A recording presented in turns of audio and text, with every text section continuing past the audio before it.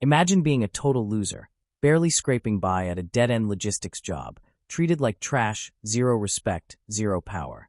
Then boom, apocalypse. The world goes full zombie mode, society hits reset, and somehow you get blessed with the most cracked ability ever, an infinite storage system. While everyone's out running for their lives, this guy's stockpiling food, weapons, and gear like it's Amazon Prime Day. Except he's the warehouse. Oh, and heads up, the narration voice switches partway through. Don't trip, same story, same chaos. Our story begins with a young man named Kim Jeongeum recounting a tale of woe, a series of events that led him to his current predicament. He begins by stating that a man named Kim Sol had forced him into boxing, leading to a period of hellish training. Jeongeum reflects on why he didn't simply quit, acknowledging that saying no wasn't an option. Instead, he chose the path of a slightly better hell.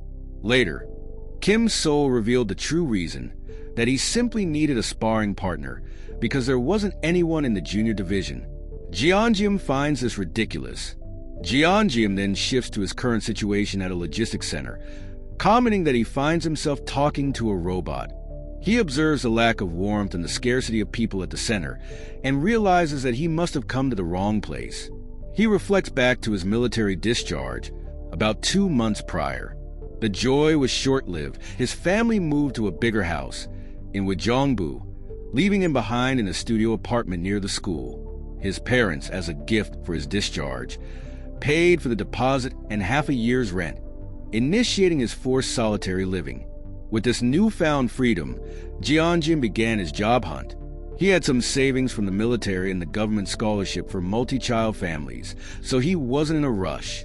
He had a vision of a pick-colored romance, starting at a cafe, but reality was not as kind. He was rejected for a cafe job because he had no experience, the reality proving to be harsher and colder than he expected.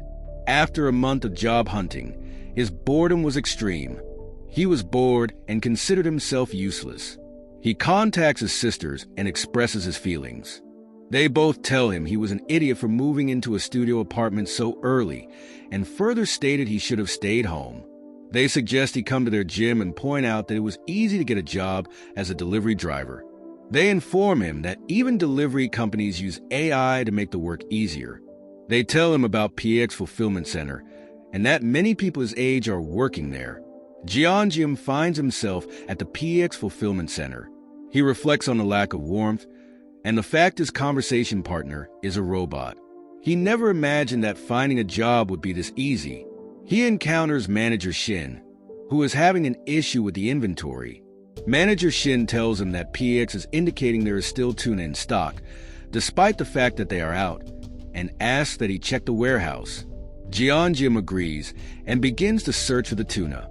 He comments that he feels like the robot PX feels warmer than Manager Shin. Jeongeum locates the tuna on the first floor. He is surprised that it wasn't where it was supposed to be and comments on the issue as he opens the door. However, as he enters, the door slams shut and locks behind him.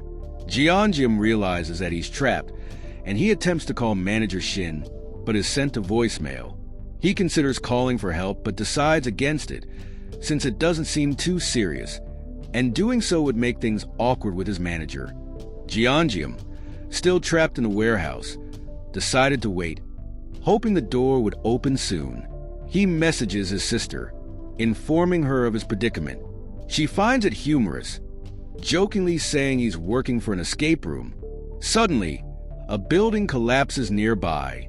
Jeongeum's sister calls him, trying to communicate that something is wrong, but the connection is lost.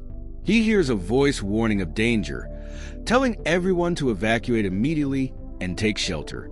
He realizes something catastrophic is happening outside, feeling scared. He attempts to get someone's attention, yelling for help. He hits the door and screams that there are people inside. He tries to call 119, but the signal is weak. Jeongeum reflects on the dire situation and realizes that if a war is truly happening, then he might be in serious danger. As he is hitting the door, something appears nearby. Jeongeum instantly understands that he needs to remain quiet to survive. A strange entity moves past the door of the warehouse. Jeongeum understands that whatever was outside the door was definitely not human. The entity passes by the door, and he is left there alone. He realizes that he needs to figure out what to do, and he feels panic start to set in. He sits against the wall, attempting to process the situation, and he hears the sounds of destruction still occurring outside. Time passes, and Jeongeum has been trapped in the warehouse for 3 days. He concludes that since no one has come to look for him, something significant must have occurred outside. He begins to write his thoughts, realizing he doesn't have much battery left and that this will be his last note. The alarms have been quiet since yesterday, which is at least allowing him to get some sleep. Suddenly, a pop-up notification appears in front of him, informing him that he awakened an ability, his own subspace, and that he can store any object in front of him. He thinks he lost his mind, but decides to play along anyway and asks the system to store the entire PX fulfillment center. The system confirms his choice, asking if he would like to store the building. After he confirms, the surrounding area shifts into a desolate and destroyed landscape. Jeongeum looks out at the new view in shock. As Jeongeum surveys the destroyed landscape, a notification appears, indicating that storing has started. The system also informs him that an operating system suitable for his system has been found. His head suddenly feels strange as the update progresses. He remembers the loud roar he heard 3 days ago and wonders if it's a gorilla or a bear. Fortunately, it seems to be passing through. Suddenly, he is confronted by a large, monstrous figure, an orc, that is running towards him, screaming. He feels terrified. The orc is coming closer quickly. Another notification appears, stating that synchronization is complete and he can now enter the subspace. The system asks if he would like to enter. Jeongeum, in a panic, agrees. Jeongeum finds himself within the subspace. He notices that the orc is outside, attempting to get in but unable to cross the boundary. He realizes that whatever happened, he is safe. The system clarifies that without permission from Kim Jeongeum, the master of the subspace, no living thing, object, or energy can enter or leave. He acknowledges the system, expressing surprise that it can speak. Jeongeum is shown inside the subspace, and he is in disbelief at what he is seeing.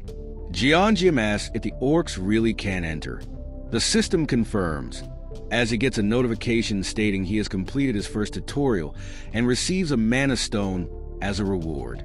He notes the information that he has received and sees the facility info. It tells him the building is 5 stories and approximately 33,000 square meters. The system shows that it has a shipping speed of 60 kilometers per hour, a limit of 1 simultaneous shipment, and a shipping size limit of 2 meters. Jeongeum is given a warning that maintenance is 2 minutes away, and the system explains that he needs to use the mana stone to power the facility. He is informed that the single mana stone can power the facility for 24 hours. He asks how this is possible. The system explains that when storing the facility, the energy system was modified to work with mana stones. Jeongeum is doubtful that 1 small stone can power the entire facility. He notes the system seems to have gotten a bit smarter.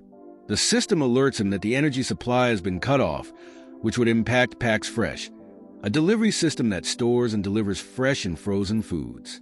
Jeongeum realizes that in the current situation, food is the most crucial element for survival. He knows that the power to the freezers and refrigerators storing the food has been cut off. He asks the system if it can maintain the entire facility for 24 hours with 1 mana stone. It confirms. He asks how to obtain more mana stones. The system tells him they can be obtained from beings of another world.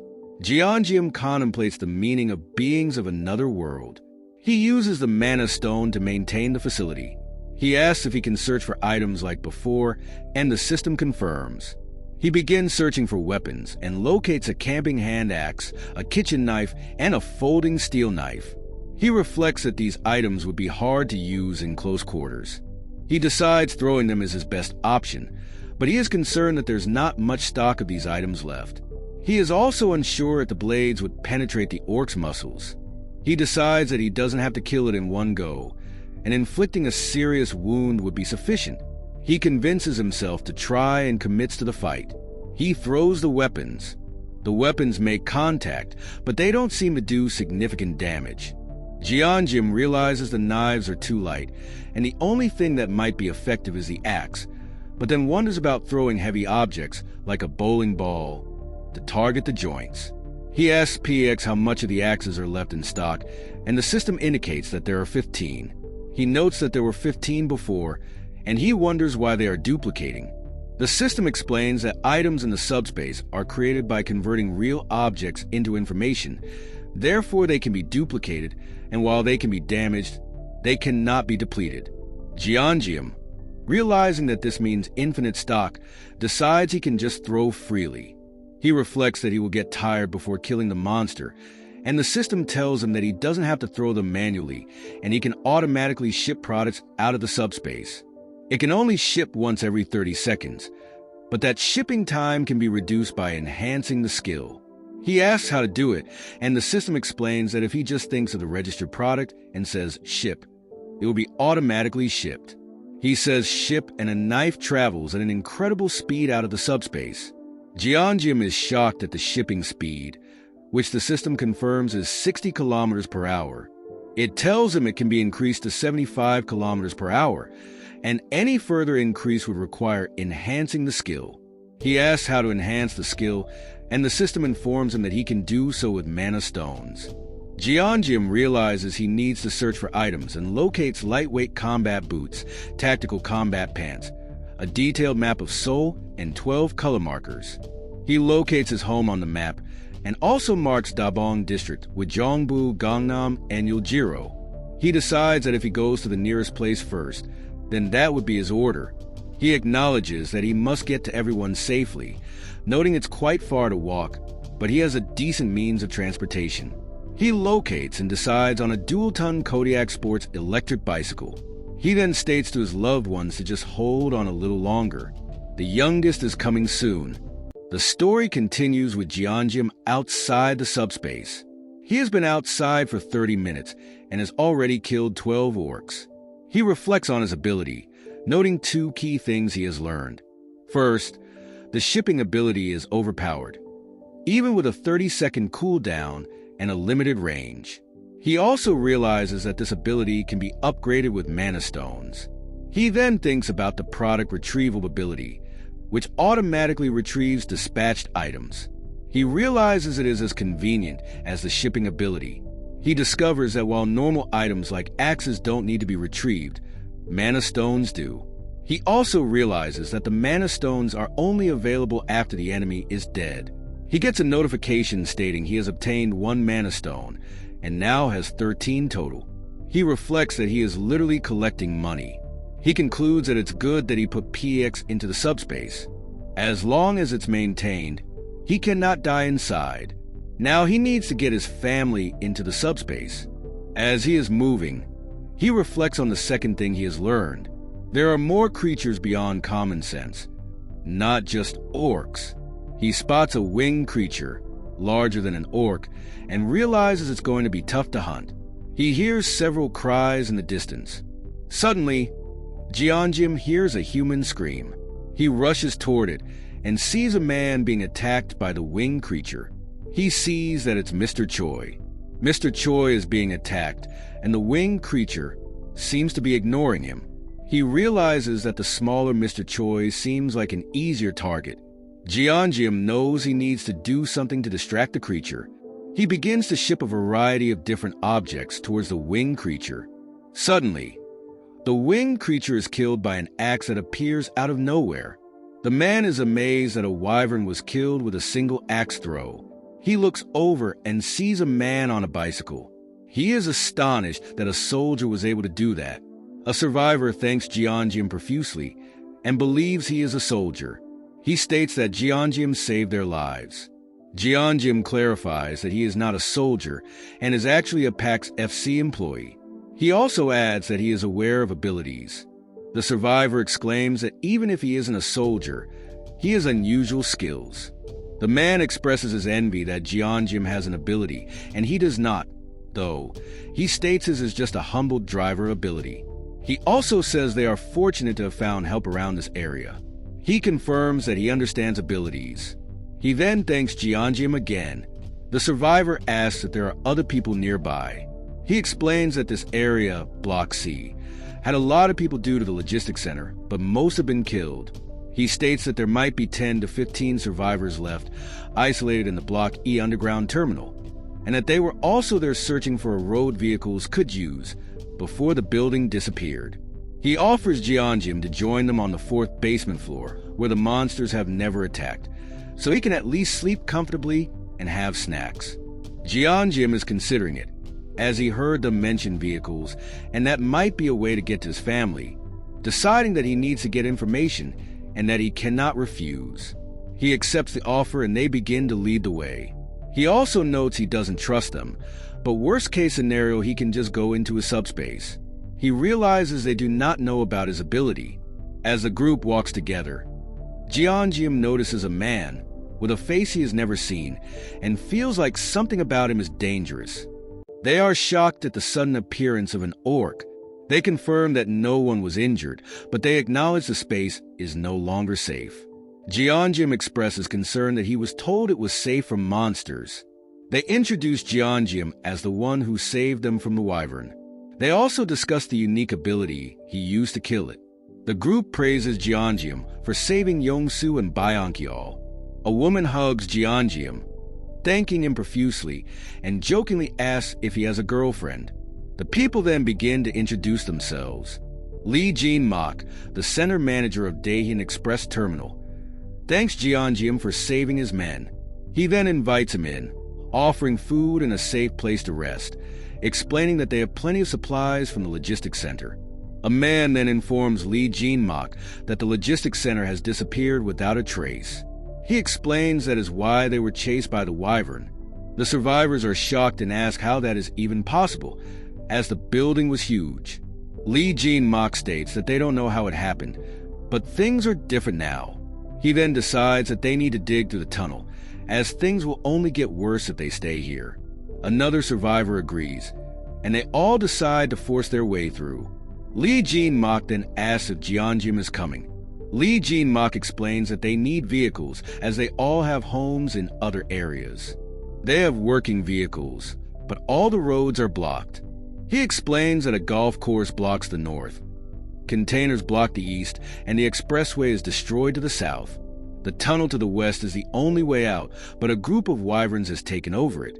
He explains they were surviving off the supplies in the logistics center, but now they have to force their way through the tunnel. Jeongeum realizes he was right to suspect the group. Jeongeum states that he needs a vehicle as well, and he needs to go through the tunnel, adding that if it is just wyverns, then that's good, as he can use his ability to get rid of them. While Lee Jin-mak is not convinced, he accepts, recognizing his power. However, Jeongeum thinks to himself that while they may seem kind, he shouldn't overlook that they have been struggling, and that they likely won't share information, like the exact amount of food and water they have. He decides that he needs to scout the tunnel and the size of the wyverns so he can clear the way alone, and that he'll use this to upgrade his abilities and get mana stones. He discovers new upgradable skills within his subspace: precise delivery, simultaneous delivery, and automatic delivery. He realizes that with 5 magic stones, he can reduce his shipping cooldown to 5 seconds. He decides that he needs to use the magic stones he has saved, and that the simultaneous delivery ability will be best for taking on multiple wyverns. The survivor tells Jeongeum that it's dangerous to go alone, who then reminds a man that he was just being chased by a wyvern.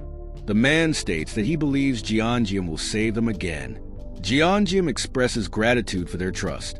He is surprised by this, as he never expected someone to say they trust him. He looks at them confused. Jeongeum asks if he can see the message windows, since he's never used his abilities before. The man states that he hasn't seen them since his abilities awakened, but he has a good feeling about how to drive, and says he'll try.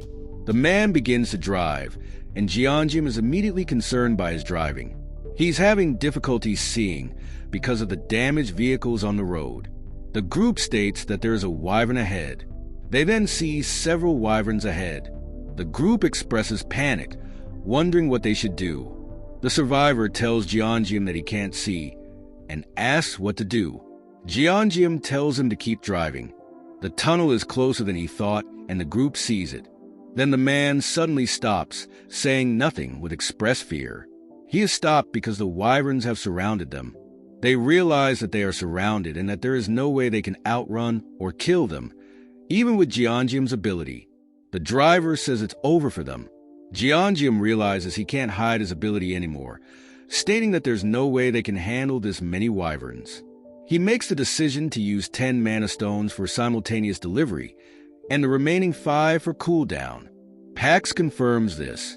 Jeongeum activates his ability, and the screen flashes white. The scene then skips to show the result, with Jeongeum unharmed and the wyvern seemingly dead. The driver is completely confused at what has just occurred. He saw multiple axes flying through the air and begins to realize that they came from another dimension. The story continues with Jeongeum inside his subspace. He uses 1 mana stone to reduce the cooldown time to 25 seconds, another to 20 seconds, another to 15 seconds, and then another which brings it to its minimum of 5 seconds. The system explains that he would need to level up his subspace to further reduce it.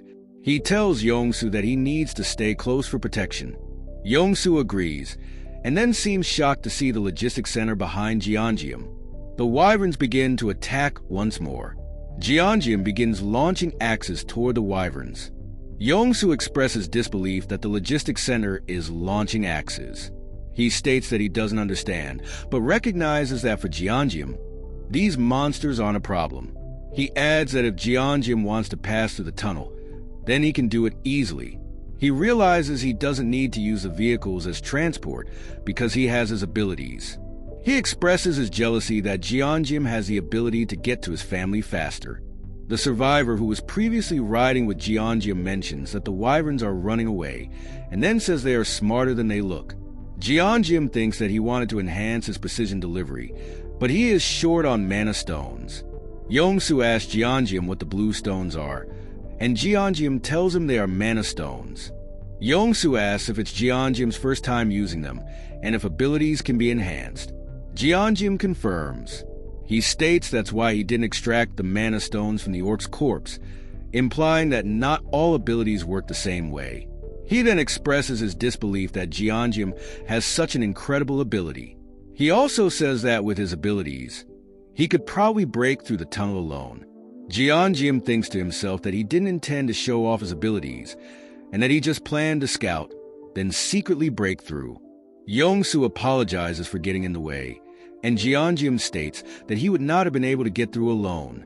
He states that they should head back, as the wyvern might attack again soon. Yongsu then asks where he plans to go, asking if he needs a vehicle to do so. Jeongeum tells him he plans to go to Gangnam, then to Ujeongbu. Yongsu is surprised and says he is heading to Indioquan, and that it's on the way to Gangnam. He then asks Jeongeum if he could accompany him to Indioquan. Jeongeum is caught off guard by this. Yongsu reflects that if he goes through the tunnel, he is not sure if he will get home safe. He is confident in his driving abilities, but can't fight off monsters. Jeongeum realizes that Yongsu can help with driving, and that, more importantly, this will give him an excuse to hide his abilities. He decides that he trusts Yongsu and agrees to let Yongsu drive. Jeongeum says he will have Yongsu drive, but he will handle the tunnel on his own, as others will only get in the way. He doesn't want his ability revealed, and asks that they let him handle the tunnel. Yongsu agrees and promises that he will get everyone to cooperate. He then tells everyone that Jeongeum will break through the tunnel alone with his ability, and they need to wait outside until it's done. Jeongeum is aghast at Yongsu's actions, realizing that Yongsu has revealed his secret despite asking him not to. The group begins discussing how Jeongeum will handle the tunnel, and wonders what his ability is. A survivor comments that this is someone they should be wary of. Another survivor states that he is now saying things that will only make them trust him less, while yet another says that they have no choice but to go along with it. Lee Jin-mak tells Jeongeum that he will not ask about his ability, and that they will wait so that he can scout the tunnel for them. He expresses gratitude that Jeongeum has made this decision out of consideration for them. As Jeongeum begins to move, Lee Jin-mak tells Jeongeum that they have gathered reserve food supplies to give to him for his journey. He also apologizes that all they could offer is food, and that Jeongeum also has to clear the tunnel. Jeongeum is taken aback by this and says he did it because he needed to and that the food is too much. He believes it must have been saved for their families and tries to give it back. Lee Jin-mak tells him to accept it and says it must have been hard for everyone to share their food, adding that he thinks they have families too.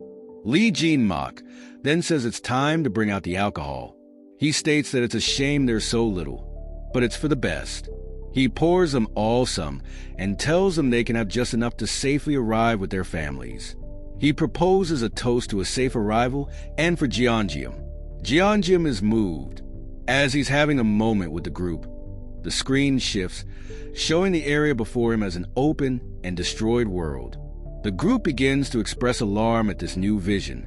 Jeongeum then says that he will be back and steps through the tunnel. The scene shifts to a flashback showing Jeongeum with his sisters, bickering as usual. He remembers his father telling them how he, as an only child, envied their bond. He reflects on the fact that he always envied the bond between siblings, and that he knows that one day they will realize just how precious family truly is. The scene then moves to Lee Jin-mak drunkenly missing his son, and he is scolded by the other members. The scene changes to Jeongeum leaving, saying that he is going out for fresh air. He is seen in the dark, then Yongsu walks up to him. Yongsu asks why he isn't sleeping and what he's doing. Jeongeum claims he can't sleep. Then Yongsu loads up the remaining vehicles from the logistics center. He mentions that he loaded about half to avoid making the vehicle too heavy, but that it should be more than enough. He then states that he has filled all 15 vehicles. He asks Yongsu to keep this a secret. Yongsu thinks to himself about Jeongeum's generosity. Back into the tunnel, Jeongeum begins to think about using his abilities to put people into his subspace. He asks PX if it's possible to put other people in the subspace. Pac states that it isn't possible at the current level, but that at level 2 he would be able to accommodate up to 20 people. He needs 32 more mana stones to reach level 2. Jeongeum states that there are roughly 40 wyverns in the tunnel, with a few running away, and that leveling up here is unlikely. He also states that without the upgrade to precision delivery, he would not have been able to catch so many. He states that if he wants to eventually put his family into the subspace, he needs to level up. Suddenly, Jeongeum senses a different wyvern nearby. He can sense it is different than the others as he prepares to move once more. The scene then shifts to the rest of the group. They express concern about Jeongeum being alone. But then the group sees him return. They cheer, relieved to see him back. Jeongeum approaches the group and then mentions that everyone has worked hard and that he hopes they make it home safely, and also thanks Lee Jin-mak. Lee Jin-mak also hopes that Jeongeum reaches his family safely. Jeongeum then tells him if they run into trouble on the way to open the cargo hold, as he has prepared a small gift for them. He then states that they should hurry to see their families, and then begins to drive away. The scene shifts to Yongsu driving, as Jeongeum realizes that something is wrong. He wonders what the wyvern was, as it ran away quickly. He believes it was bigger and different than the others, and wonders if it was a leader or an adult. He then hears a strange sound and realizes they have no choice but to move forward, and that with the corpses, monsters, and overturned vehicles, it's the same no matter where they go. He then worries that he is making things even more difficult for Jeongeum, and then reflects on the dead soldiers. Yongsu is then shown that there is a barbed wire barricade in the road, knowing it looks like the military put it up to block something. He realizes that they will have to take another route. He then states that he sees something at the end of a bridge, which turns out to be a horde of monsters. He realizes that this was what they were trying to block, and states that he will turn the vehicle around. Jeongeum tells him not to, and then asks if they can drive on the sidewalk to get past it. Yongsu says yes, and then sees more of the monsters in the distance, and he begins to panic. Jeongeum realizes that they must be there for a reason, and says that it is a good way to level up. He tells Yongsu that there is no need to turn back, and they need to keep going. Yongsu is in shock but agrees and begins to move forward. Jeonjim asks Yongsu if he has ever heard of the game where three races wage war against each other. Yongsu recognizes it, and Jeonjim states that he is reminded of a custom game mode where players use limited units and terrain to fend off hordes of monsters. He mentions that the current situation is quite similar. He then tells Yongsu to reverse the vehicle to a specific spot. As they do, Jeonjim spends 10 mana stones and unlocks auto ship. He then uses the remaining mana stones to increase the shipping speed to 100 kilometers per hour. He states, if you've already had your fill, come here. It's playtime.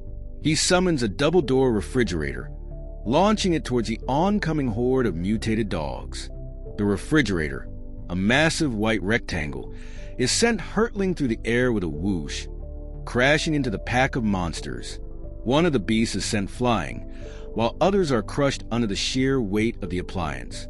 He receives 12 mana stones from the kills. He expresses his delight as he states, "Oh, this is it." Jeonjim reflects on his enhanced shipping range and precision delivery, recognizing that while he could throw axes with speed, precision delivery doesn't exactly track the target to the end. It only slightly adjusts its direction. The mutated hounds are fast and incredibly quick, making axes ineffective even when flying at 100 kilometers per hour. Additionally, they don't stop even when their comrades are killed next to them. He concludes that a refrigerator is better because not only is it larger, but the weight can take them down with just a graze. He thinks that with his new auto ship, it will be even more convenient. He instructs PX to keep holding on. Yongsu is in disbelief as he sees a refrigerator being launched toward the horde.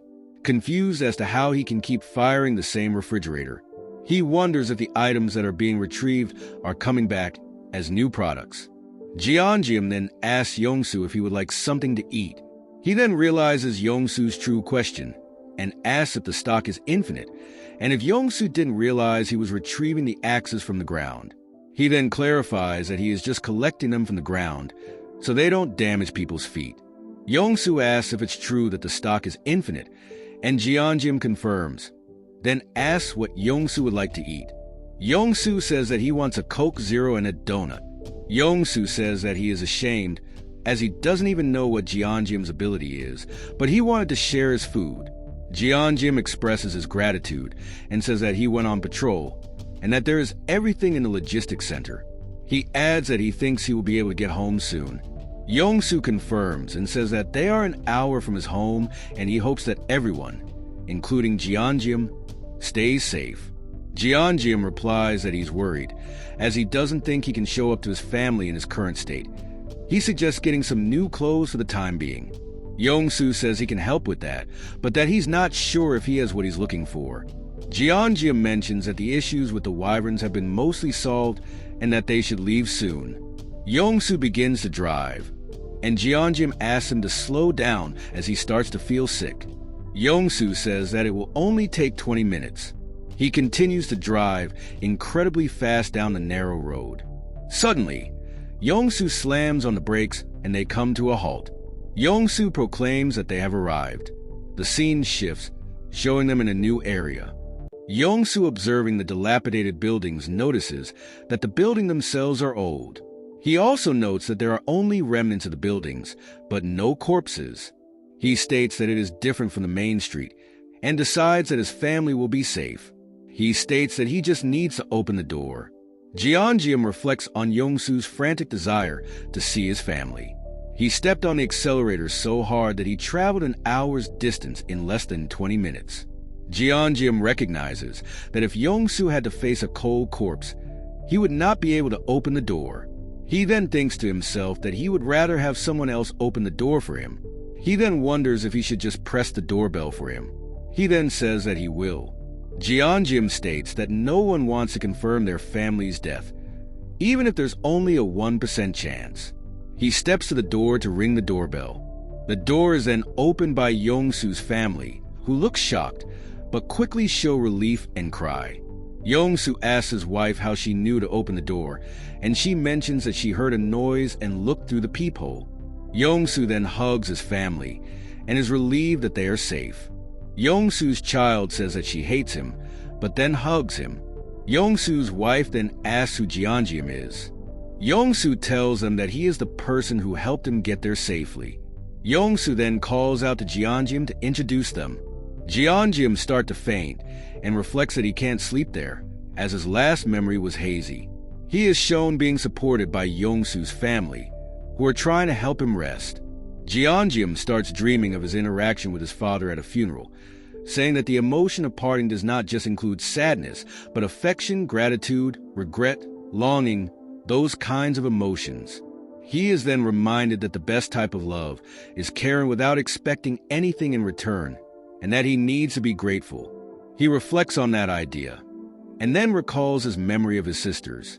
He remembers how his sister would playfully hurt him, all while his dad is stating that the two look like they get along well, but states that they will one day realize how precious family is. He then shifts to seeing his sister in college, as she got into nursing school. A notification pops up on screen, stating that she has been accepted. He then remembers his dad, who tells him that it is time. His memory shifts to the moment he leaves to start his military enlistment, as he is told to come back safe and not to get hurt. Suddenly, the image starts to distort and he begins to open his eyes. He feels pain and then suddenly he wakes up and asks where he is. Jeongeum, scared, wonders if he fainted and that his last memory is hazy. He reaches for an axe from his subspace. Then he hears a voice. Yongsu is shown, asking if Jeongeum is awake. Yongsu's wife asks if he is okay, as he suddenly collapsed and fell asleep. She says that she didn't wake him because he looked like he was sleeping soundly. Jeongeum responds that it's okay and asks, as he hides his axe, how long he was asleep. Yongsu's wife states that he was asleep for about 3 hours and that her husband told her everything. She then thanks him profusely for helping her see her husband again. Jeongeum humbly states that he also received a lot of help from Mr. Yongsu. Yongsu's wife then insists that Jeongeum must be hungry and that he needs to eat before they talk. She mentions that her husband insisted on eating with him and hasn't eaten yet because of that. Jeongeum agrees. He is then shown the food, and he is surprised that it is conger eel stew. Yongsu's wife says that it is the best that she could manage with limited ingredients. Jeongeum responds that there is no more luxurious meal than this. He then thanks her and begins to eat. The flavors unfold on the tip of his tongue, combining the sweet and oily taste of the stir-fried kimchi and the clean, savory taste of the mackerel. He also states that it even feels cozy. He is left alone and says that he ate well. He reflects that he hasn't eaten that well since before the apocalypse, and even since leaving the military. He then mentions that it was comparable to his mother's kimchi stew. Yongsu then tells him that he will drive him to Gangnam. Jeongeum then states that Gangnam is not his final destination, as he needs to go to Ujeongbu and will need the car for longer. Yongsu then states that he understands and that he has a condition. He then states that they should talk outside. Yongsu states that they will go together in the truck to Gangnam and that he will take the bicycle to return. He says that the condition is that Jeongeum gives him the electric bicycle when he needs it. He says that even though the electric bicycle is not much, that he will help Jeongeum get to Gangnam as fast as he can. Jeongeum agrees, but is confused as to why he is taking such a risk. Yongsu states that with his skills, he could outrun the monsters. He then asks why Jeongeum is trying to help him. Yongsu then states that if it wasn't for Jeongeum, that he would not have made it this far, and that he might have died in the tunnel if it weren't for him. He says he is just trying to give help in return. He states that they are in the same difficult situation, and that if they help each other, that it would be good. He also adds that he might be presumptuous, but that he is not foolish enough to risk his life. Jeongeum states that he does understand, and then tells Yongsu that since he's shown him his ability, that he will show him as well. He states that his ability, Subspace, is a space that nothing can enter without his permission, and that as long as it is maintained, he can even duplicate items from the storage facility. Yongsu confirms he understands. Jeongeum states that if Yongsu wants to help him, that he also has a condition, that Yongsu must stay with him until he is done in Ujeongbu. He also adds that when he levels up the subspace, that he can also bring them in with him. He states that he was able to level up after defeating the monster dogs, and that if Yongsu continues to help him, that he will also protect his family. Yongsu then states that he will bring his wife and daughter, and that they should leave right away. The scene then changes to Jeongeum in his subspace. He uses 100 mana stones to upgrade his subspace to level 2. He is given the additional ability to store items in front of him, with a storage capacity of 1 item, and the maintenance cost increases to 6. He acknowledges the new features and states that he will check on them later. Then, an external presence tries to enter, and he asks to allow entry for Yongsu, his wife, and his daughter. They are then shown being amazed by the size of the subspace. He tells them that if they need anything they can ask PX, and that everything is infinite. He tells Yongsu to take a break as he checks on his new abilities, then mentions they will leave in 30 minutes. Yongsu's wife then states that she will prepare some snacks. Jeongeum is then shown the new abilities that he has acquired. Subspace Lab and simultaneous shipping too. Jeongeum reflects on the original form of his subspace ability, which allowed him to store an object in front of him, access it at any time, and prevent anything from entering without his permission. He then recalls how his ability was enhanced after storing the logistics center, because an operating system compatible with the system's functionality was discovered and updated, merging PAX AI and the Awakening System OS. This resulted in new functions like the shipment, where he hurls items at 100 kilometers per hour. He mentions that he didn't expect any additional abilities as he leveled up, but that's what happened. He received a notification stating that as his subspace leveled up, that he can store objects in front of him with a storage capacity of 1. He also acknowledges the new Subspace Lab ability, which allows for the combination, separation, and transformation of items. He wonders what that could mean, thinking about creating something by combining items. He notes that it requires a whopping 50 mana stones, and then decides to check the new abilities later. He then decides that all he can confirm is that he can store an object in front of him. He recalls storing the PAX FC in his subspace, thinking he was losing his mind. He then wonders what he would store and thinks of storing the Earth. He then is given a message that he has failed to store the Earth. He mentions that he figured that it wouldn't work and that it would be too overpowered if it did. Yongsu comes to him and says that he has checked the route to Gangnam and that they should take the main road.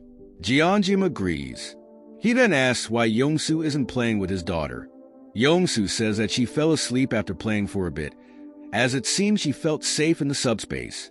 Yongsu then thanks Jeongeum once more and says that he is really grateful, and that he knows that he has helped him as much as Yongsu has helped him.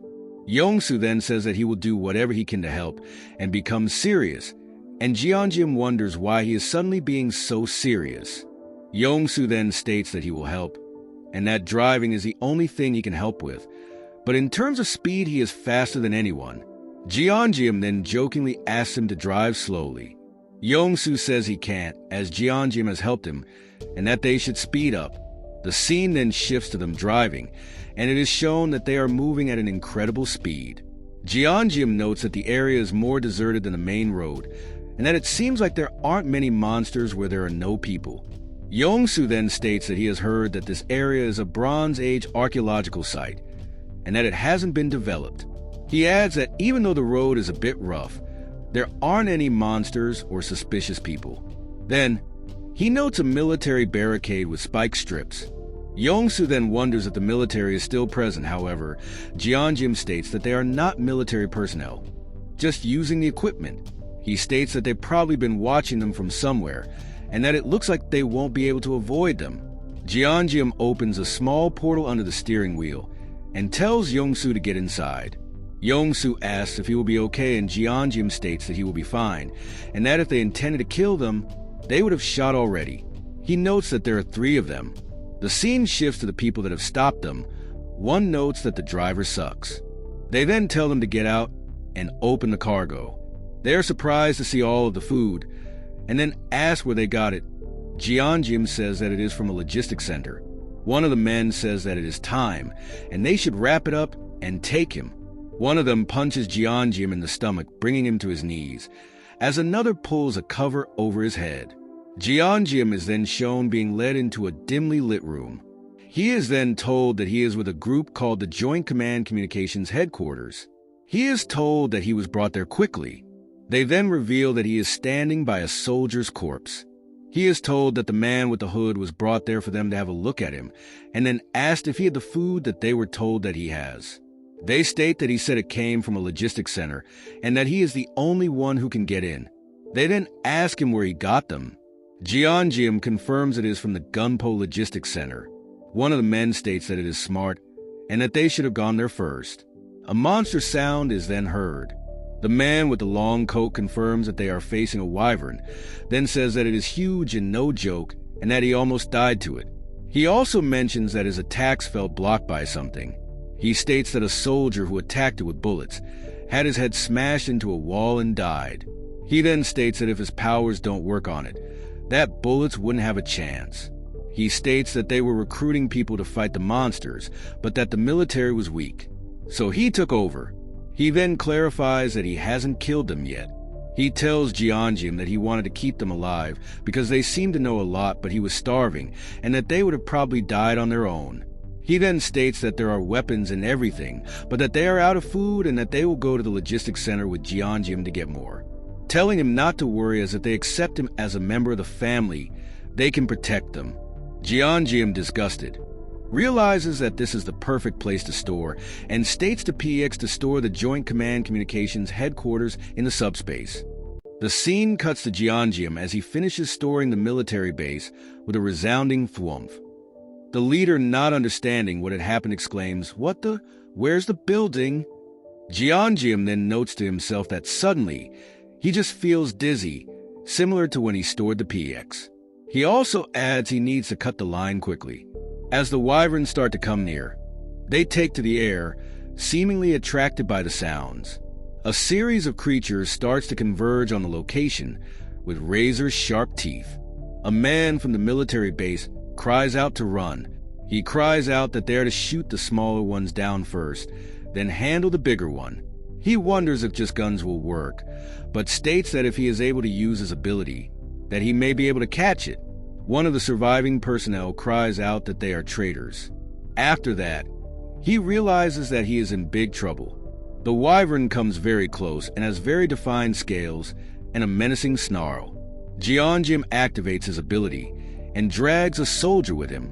The system asks him if he wants to grant the soldier access, and he confirms. He notes from the side that he is feeling dizzy from the transfer.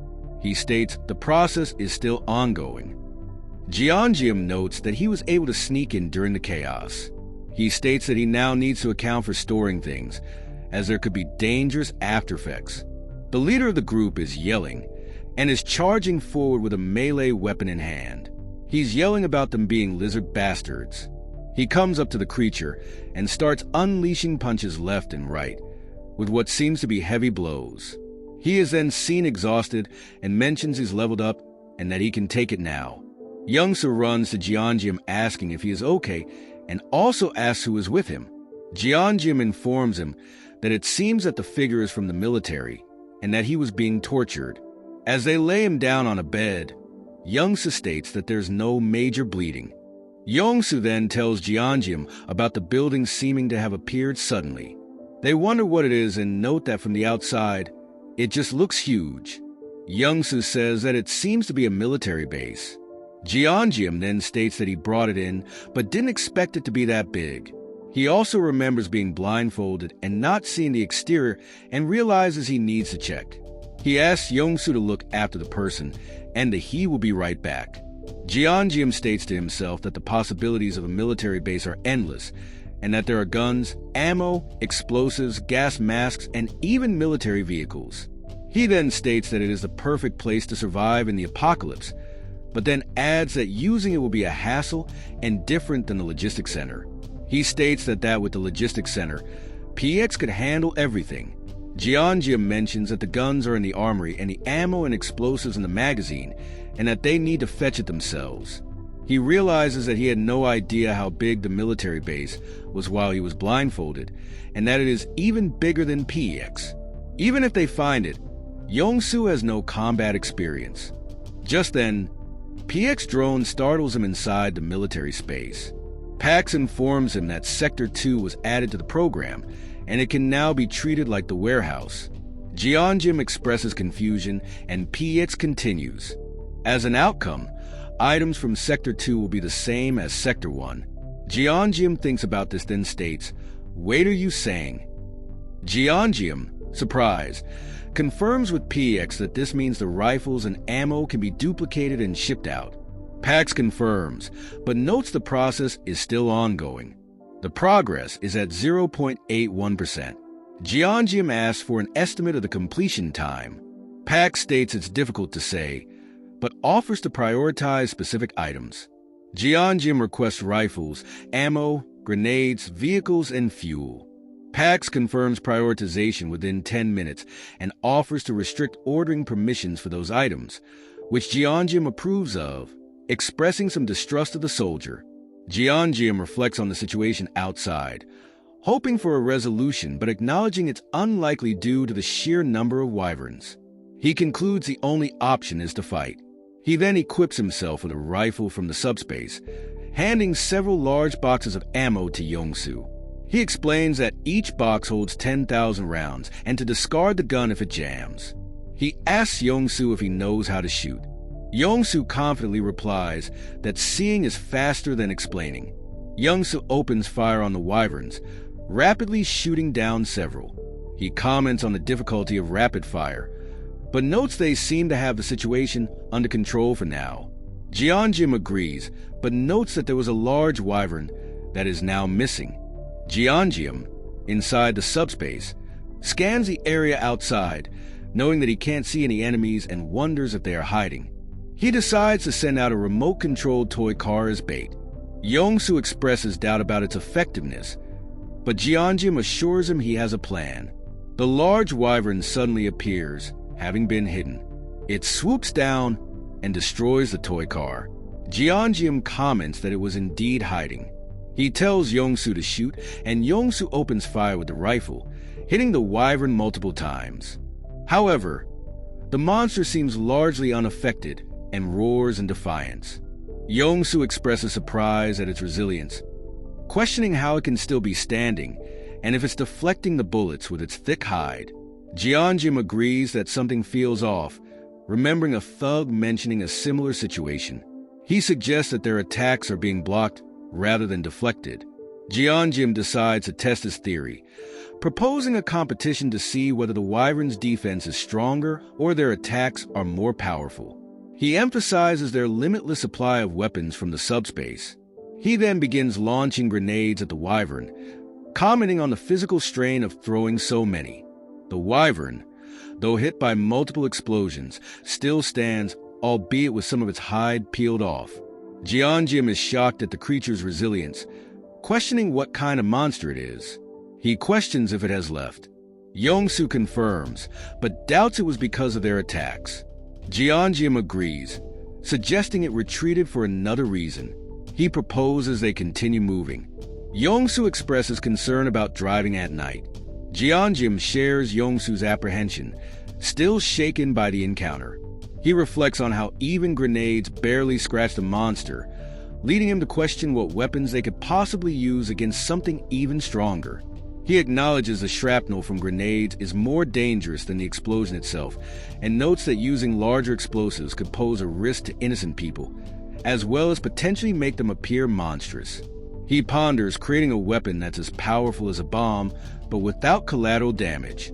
Jeonjim checks his mana stone count, surprised to find he has 314.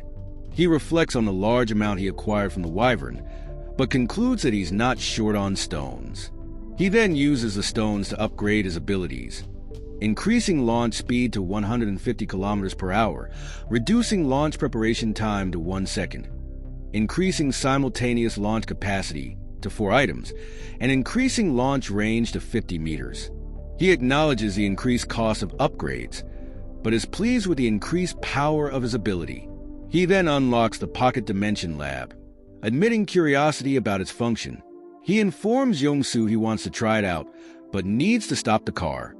Yongsu expresses concern about stopping, and suggests to Jeonjim to try getting to his subspace as he continues to drive. Jeonjim agrees to try and is shocked that it worked. Yongsu then tells Jeonjim to just go ahead and not to worry about him. As if something happens, he will just jump in as well. Jeonjim enters the pocket dimension lab within his subspace, finding it initially unremarkable. Pax explains its functions. Combine allows combining two or more objects, and separate allows separating an object into its component materials. Jeonjim asks PX if he can register grenade with the pin removed and if it won't explode. Pax confirms and explains that the items exist in digital form within the subspace, preventing accidental detonation. He registers the prepared grenades, noting they are better than nothing, and then considers registering a rifle with an attached magazine. He thinks about attaching two magazines together, and then realizes he can create a powerful weapon without excessive collateral damage. Outside, Yongsu observes a barricade of stacked cars blocking the road, wondering what happened and how the cars ended up like a wall. He expresses concern about needing to turn back. Jeonjim rejoins him, saying that turning back won't be necessary, as he's created a new weapon. Jeonjim then summons his newly crafted weapon and launches it. The cars explode outwards. Yongsu, amazed, asks what Jeonjim created. It is shown to be a stack of 20 kilograms weights. Two men are observing the aftermath of Jeonjim's attack on the barricade of cars. One of them wonders aloud what happened and if the wall collapsed, noting it shouldn't have fallen so easily. The other asking what that is, pointing to something in the distance. Jeonjim greets the two men, asking if Nurse Joyeon is here. A flashback begins, showing Joyeon studying, asking her siblings to quiet down. Her younger siblings question her sudden diligence, wondering if she's sick and suggesting they tell their mother. Joyeon brushes them off, explaining she's found her dream. She declares she will still treat the sick, even if the world were to end tomorrow. Her sister suggests going to the hospital, concerned about her worsening condition. Despite this, Joyeon persists in her studies, her grades improving dramatically. The scene shifts to her family celebrating her acceptance into nursing school. The flashback ends, and the scene returns to the present. Joyeon rushes towards Jeonjim, relieved he's made it, and asking if he's hurt. He reassures her and introduces Yongsu. Joyeon thanks Yongsu for helping Jeonjim and offers him a chocolate bar, which he declines, saying he's had enough to last a lifetime. Jeonjim then informs Joyeon that there is a patient. Joyeon asks where the patient is, and Jeonjim explains he's inside his subspace, a space accessible only through his ability. Joyeon questions his ability, and Jeonjim confirms he is awakened. He explains that revealing his ability in public would be problematic, and suggests it would be easier inside the hospital. Inside the hospital, Joyeon marvels at the various buildings inside Jeonjim's subspace. He tells her he'll explain later and leads her to the patient, Han Hyung-ho. Joyeon assesses his condition, declaring that under normal conditions he won't survive. However, he is lucky since she is also awakened as a healer. She explains her healing abilities are limited, but enough to prevent death, and that proper meals will facilitate recovery. Jeonjim remarks on her determination to treat the sick, even with the world ending, echoing her own words from the past. Joyeon then laments about not disciplining him properly when they were younger. Jeonjim offers Joyeon bread made by Yongsu's wife, suggesting he explains what's happening while they eat. Jeonjim recounts his experience being trapped in the factory and being saved by PX. Jongsu's wife offers more bread and informs Joyeon she set up the staff lounge for her to rest. Joyeon thanks her and questions how they ended up staying here. Jeonjim, exasperated, points out she wasn't listening and says he's too tired to repeat the story. Jeonjim then briefly explains he's going to bring his family into the subspace and that he's heading to Yojiro next to find his other sister. Joyeon declares she's staying at the hospital. Jeonjim, surprised, asks why, assuming it's because of the patients. Joyeon confirms a large number of patients needing care, but clarifies that isn't the main issue. The scene shifts to the hospital's internal medicine department head, Jin Seong-hak, discussing the arrival of Jeonjim and Yongsu. They detail the car crashing through the wall and their arrival in military vehicles, questioning if they're special forces. One guard mentions one of them is Joyeon's brother, leading Seong-hak to dismiss any concerns about hostility. He suggests rationing food and using Joyeon to their advantage. He asks a large person behind him if the awakened newcomers are stronger than him. The other person expresses doubt. Seong-hak instructs him to greet the newcomers warmly and asks if the broken wall is fixed. The other person confirms. Joyeon explains that head Jin Seong-hak is using his ability to poison people and control them. She states that most of the awakened in the hospital are being controlled by him. The poison awakened ones are guarding food and mana stones. Joyeon, back with Jeongeum, reveals she's been secretly siphoning mana stones to strengthen her healing ability, hoping to cure the poisoning. She urges Jeongeum, So, and their parents to leave, saying she'll find a way to survive. Jeongeum refuses, stating it's dangerous. Joyeon reveals that head Jin Seong-hak uses food as a weapon of control.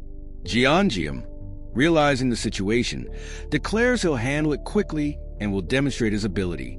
He summons energy bars and combat rations. In Jin Seong-hak's office, he questions the urgent report he's received about Joyeon's brother bringing in a substantial amount of food. He initially dismisses the threat, believing that 2 people and a single military vehicle couldn't possibly have much. He smugly assumes they'll soon run out and come begging for food, commenting on their foolish generosity.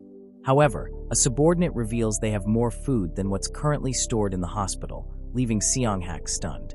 He questions how such a thing is possible, speculating about abilities to replicate or shrink and enlarge objects. He concludes they're definitely ability users and orders his men to capture them. He hands a drug to a subordinate, instructing him to get Jeongeum addicted by any means necessary, and to kill him if it doesn't work. He then inquires about the other person who arrived with them. Meanwhile, Jeongeum searches the hospital, failing to locate the individuals he's seeking. He wonders if he missed them and expresses frustration at the delay. Joyeon asks about his plan to neutralize Jin Seong-hak's weapon, which is food. Jeongeum confirms, outlining his simple plan to distribute their own food, subdue the addicted ability users, and deal with Jin Seong-hak, whom he considers a minor threat. Jeongeum inquires about the abilities of the addicted users. Joyeon describes the abilities, which include resealing opened cans and automatic laundry, much to Jeongeum's disbelief. She confirms that most of them aren't threatening, except for one person, Song Hyun-gu. She explains that Hyun-gu came from Yuljiro, worried about his hospitalized mother. Joyeon explains Hyun-gu's immense strength, referencing the car barricade outside as proof, revealing Hyun-gu built it with his bare hands. As they speak, 2 figures approach, and one addresses Jeongeum as Nurse Kim Joyeon's younger brother. He requests a conversation. Jeongeum agrees, adding that he also has business with Song Hyun-gu. The figure, revealed to be Hyun-gu, expresses confusion but states it doesn't matter anymore. Outside, he gives Jeongeum 2 choices: drink a vial of medicine or refuse and die. He warns Jeongeum against running. Jeongeum, unfazed, proposes a third option. Hyun-gu rushes towards Jeongeum menacingly. He swiftly activates his subspace ability. A glowing blue portal opens, and with a flick of his wrist, Jeongeum sends a high-spin bowling ball hurtling towards Hyun-gu at 90 km per hour. The ball strikes Hyun-gu with a resounding thud, sending him sprawling. Jeongeum apologizes for the speed, but prepares to launch another. Hyun-gu, struggling to move, questions Jeongeum's ability. Jeongeum launches another bowling ball, this one at a slower speed, but still warns Hyun-gu against moving, as its weight is enough to break bones. He continues the relentless barrage, with 20 kilograms weights emerging from the subspace portal one after another, trapping Hyun-gu under a growing metallic pile. Hyun-gu roars in frustration and pain as he struggles against the increasing weight, but the constant assault keeps him pinned, his movements becoming more and more restricted. The 20 kilograms weights, cold and unforgiving, form a heavy metallic prison around him. Jeongeum, watching impassively, thanks Hyun-gu for remaining still, explaining it made the stacking process much more efficient. He assures Hyun-gu he'll be released once the situation is resolved. Joyeon asks if Jeongeum encountered Hyun-gu, noting she heard a loud noise. He confirms and says he's on his way back, having just met Hyun-gu. Joyeon, seeing the trapped Hyun-gu, is shocked and demands an explanation. Jeongeum dismisses it as a long story and asks if she's finished distributing the food. She confirms, and they wait for Yongsu's arrival. Yongsu arrives, staggering and clutching his head. He complains of a severe headache, questioning if it's poisoning. Joyeon confirms his suspicion. Jeongeum notices a fresh wound on Yongsu's finger, deducing he was stabbed with poison while receiving thanks for distributing food. Joyeon examines the wound, confirming it was inflicted with the intention to poison him. She suggests confining Yongsu for a while. Jeongeum agrees, concerned about the complications of Yongsu being poisoned. He expresses the need to meet Jin Seonghak and find a cure. As he leads Yongsu within the subspace, a notification appears, confirming an unidentified energy from outside was blocked, reinforcing the subspace's invulnerability to external connections. Yongsu, now inside the subspace, notices his headache is gone. Jeongeum questions the external energy notification. Suddenly, Song Hyun-gu appears within the subspace. Jeongeum is taken aback. Then a notification asks if he wants to unregister Song Hyun-gu from the subspace. Jeongeum confirms, and Hyun-gu vanishes. Jeongeum expresses his astonishment, realizing the subspace blocks not only physical, but also mental attacks. Hyun-gu reappears outside the subspace, apologizes to his mother, reassuring her it's not his fault. He tells her to go back to sleep, saying he has something to do. She expresses concern for his safety. He recalls his vivid memories of being trapped and expresses a desire to settle things with Jin Seonghak before expressing gratitude and apologizing to Jeongeum. He acknowledges his immense debt to them. He reassures Joyeon he'll return quickly. Joyeon and Yongsu discuss the situation, expressing concern about Song Hyun-gu's strength and the possibility of leaving the next morning. Hyun-gu confronts Jin Seonghak, who remarks on his arrival. Notifications appear, confirming the loss of connection with his minion. Seonghak, acknowledging what happened, asks for mercy. Without a word, Hyun-gu knocks him cold with a single blow. The scene shifts to Joyeon and Jeongeum discussing how to handle the poisoned individuals in the hospital. Joyeon suggests bringing everyone into Jeongeum's subspace, as she can't distinguish between those who are addicted and those who aren't. Jeongeum agrees, but questions the logistics of moving so many people, especially given the late hour and some people's limited mobility. Joyeon explains that even a fingertip entering the subspace will be enough to cleanse them. She adds that once everyone is processed, they can focus on those currently acting as patients. Just as they prepare for a long night of moving people, they're interrupted by an old man who have been freed from the effects of the poison. Hyun-gu then shows up expressing relief and gratitude to Jeongeum for their rescue. Jeongeum realizes that Hyun-gu took care of Jin Seonghak, eliminating the need to move everyone individually. Jeongeum, looking at Hyun-gu's bruised but recovering form, and comments that he understands how Hyun-gu took care of things and apologizes for launching the weights with excessive force earlier. Hyun-gu brushes it off, saying he's fine, just lightly bruised. He admits to being shocked by the attack, saying that even the strangest monsters couldn't compare to the experience of weights raining down from the sky. Jeongeum replies, with a touch of humor, that he's sometimes surprised by his own abilities. Hyun-gu asks if Jeongeum plans to stay at the hospital. Hyun-gu, acknowledging Jeongeum's help, says he'd prefer Jeongeum to stay, but understands his need to reunite with his family. He thanks Jeongeum and wishes him a safe journey. Jeongeum reveals they're heading to Yuljiro, prompting a surprised reaction from Hyun-gu. He warns Jeongeum against going there, describing the troublesome state of Yuljiro. Hyun-gu explains that as he was leaving Yuljiro, a massive wall was rising between it and Namsan, growing from the ground like a tooth. He estimates its height to be comparable to an average building by now, effectively making ground travel impossible. He also notes the different types of monsters in Yuljiro compared to Gangnam. Yuljiro is infested with undead skeletons, creatures that keep coming back to life even after being killed. Despite the dangers, Jeongeum expresses confidence in his second sister's ability to survive, believing she could handle monsters even without powers. Jeongeum receives a call from Joyeon, informing him that the soldier he rescued has awakened. He greets the now awake Han Kyung-ho, who thanks him profusely for saving his life. He introduces himself as a colonel from the 50th Intelligence Communications Battalion. Jeongeum confirms his name and asks about Kyung-ho's well-being. Kyung-ho expresses gratitude for the treatment, and then questions their current location, observing the military command outside, but noting the absence of surrounding buildings. Jeongeum explains they're in the staff lounge of the PAC's FC Logistics Center within his subspace ability, and that outside is Gangnam, near Hanam Bridge. Kyung-ho, bewildered, struggles to comprehend the situation. Joyeon clarifies that everything around them is a product of Jeongeum's ability. Kyung-ho, still trying to process the information, requests to be let off there. Jeongeum assures him they mean him no harm. Yongsu also assures him and emphasizes that Jeongeum isn't dangerous. Kyung-ho acknowledges their kindness, but explains his urgent need to reach the Joint Chiefs of Staff, hinting at a serious situation he can't disclose. Jeongeum understands and agrees to his request. He then asks PX for a banana milk and a sandwich, offering it to Kyung-ho. But not before Kyung-ho explains the reason for his urgency.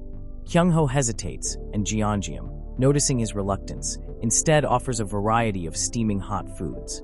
Kyung-ho begins to explain, recounting the sudden global appearance of creatures from another world, including monsters, insects, animals, plants, and even geographical features. He describes their indiscriminate attacks on everything in sight. He explains that the government began recruiting awakened individuals to combat the monsters, forming specialized units. His own unit, stationed near Gwacheon and Anyang, had achieved a degree of stability until a powerful dragon appeared, resistant to all their weapons. He continues, explaining how requests for support from nearby units went unanswered, as they were also facing powerful monsters. Communication with command was also lost, which he found strange, as they could usually contact them during battles. Faced with imminent destruction, they decided to move to the National Communication Command. During the perilous journey, many of his comrades died or were injured, forcing them to recruit more awakened along the way. Upon arrival, they found the command deserted, discovering documents hinting at a coup. He attempted to reach the Joint Chiefs of Staff, but was trapped by the dragon and betrayed by some of the awakened recruits who had sided with the coup. He concludes that the First Corps is likely blocking government troop movements, and he needs to report this immediately. Jeongeum understands the gravity of the situation. He offers to drop Kyung-ho off at the Han River Bridge on their way to Yeoljiro and suggests traveling together as far as possible. Kyung-ho initially declines, wanting to leave immediately, but Jeongeum insists he rests. Kyung-ho thanks him. Jeongeum tells Yongsu it's time to go, instructing him to drive quickly, but not at maximum speed. He clarifies, saying time is of the essence. As they talk, Kyung-ho tries to alert them to a monster staring intently at them. But before he can talk, a stack of 20 kgs weights sends the monster flying, leaving him wondering what had happened. Jeongeum calmly requests PX to deploy Military Vehicle 1. Pax confirms, and a moment later, a military vehicle appears beside them. Kyung-ho is astonished, questioning the sudden appearance of the vehicle. Jeongeum instructs him to continue eating and resting, explaining that while their destination is close, he will leave a portal open so he can observe the situation outside. Jeongeum launches 20 kilograms weights at the Orcs. The weight, now a deadly projectile, blurs through the air towards the unsuspecting Orcs, impacting with a sickening crunch. The Orcs stagger, momentarily stunned, before collapsing. Jeongeum continues the assault, summoning and launching more weights in rapid succession. The weights, appearing as a relentless stream of metal, pummel the Orcs, each impact accompanied by a spray of blood and gore. The air crackles with the raw power of Jeongeum's ability. Kyung-ho watches in awe through the portal, remarking on the incredible speed and precision of the attack, noting the ability to change direction and retrieve the weights, as well as the automatic extraction of mana stones from the slain monster. He concludes that Jeongeum possesses an exceptionally powerful and versatile ability. Yongsu reports that they've reached Bampo Bridge, including the underwater section, but the road ahead is impassable. Jeongeum apologizes to Kyung-ho for the unforeseen delay, explaining they'll need to find another route. Kyung-ho, ever the pragmatic soldier, simply states that he's grateful for any assistance they can provide, and says he'll return to the subspace. They agree to move forward.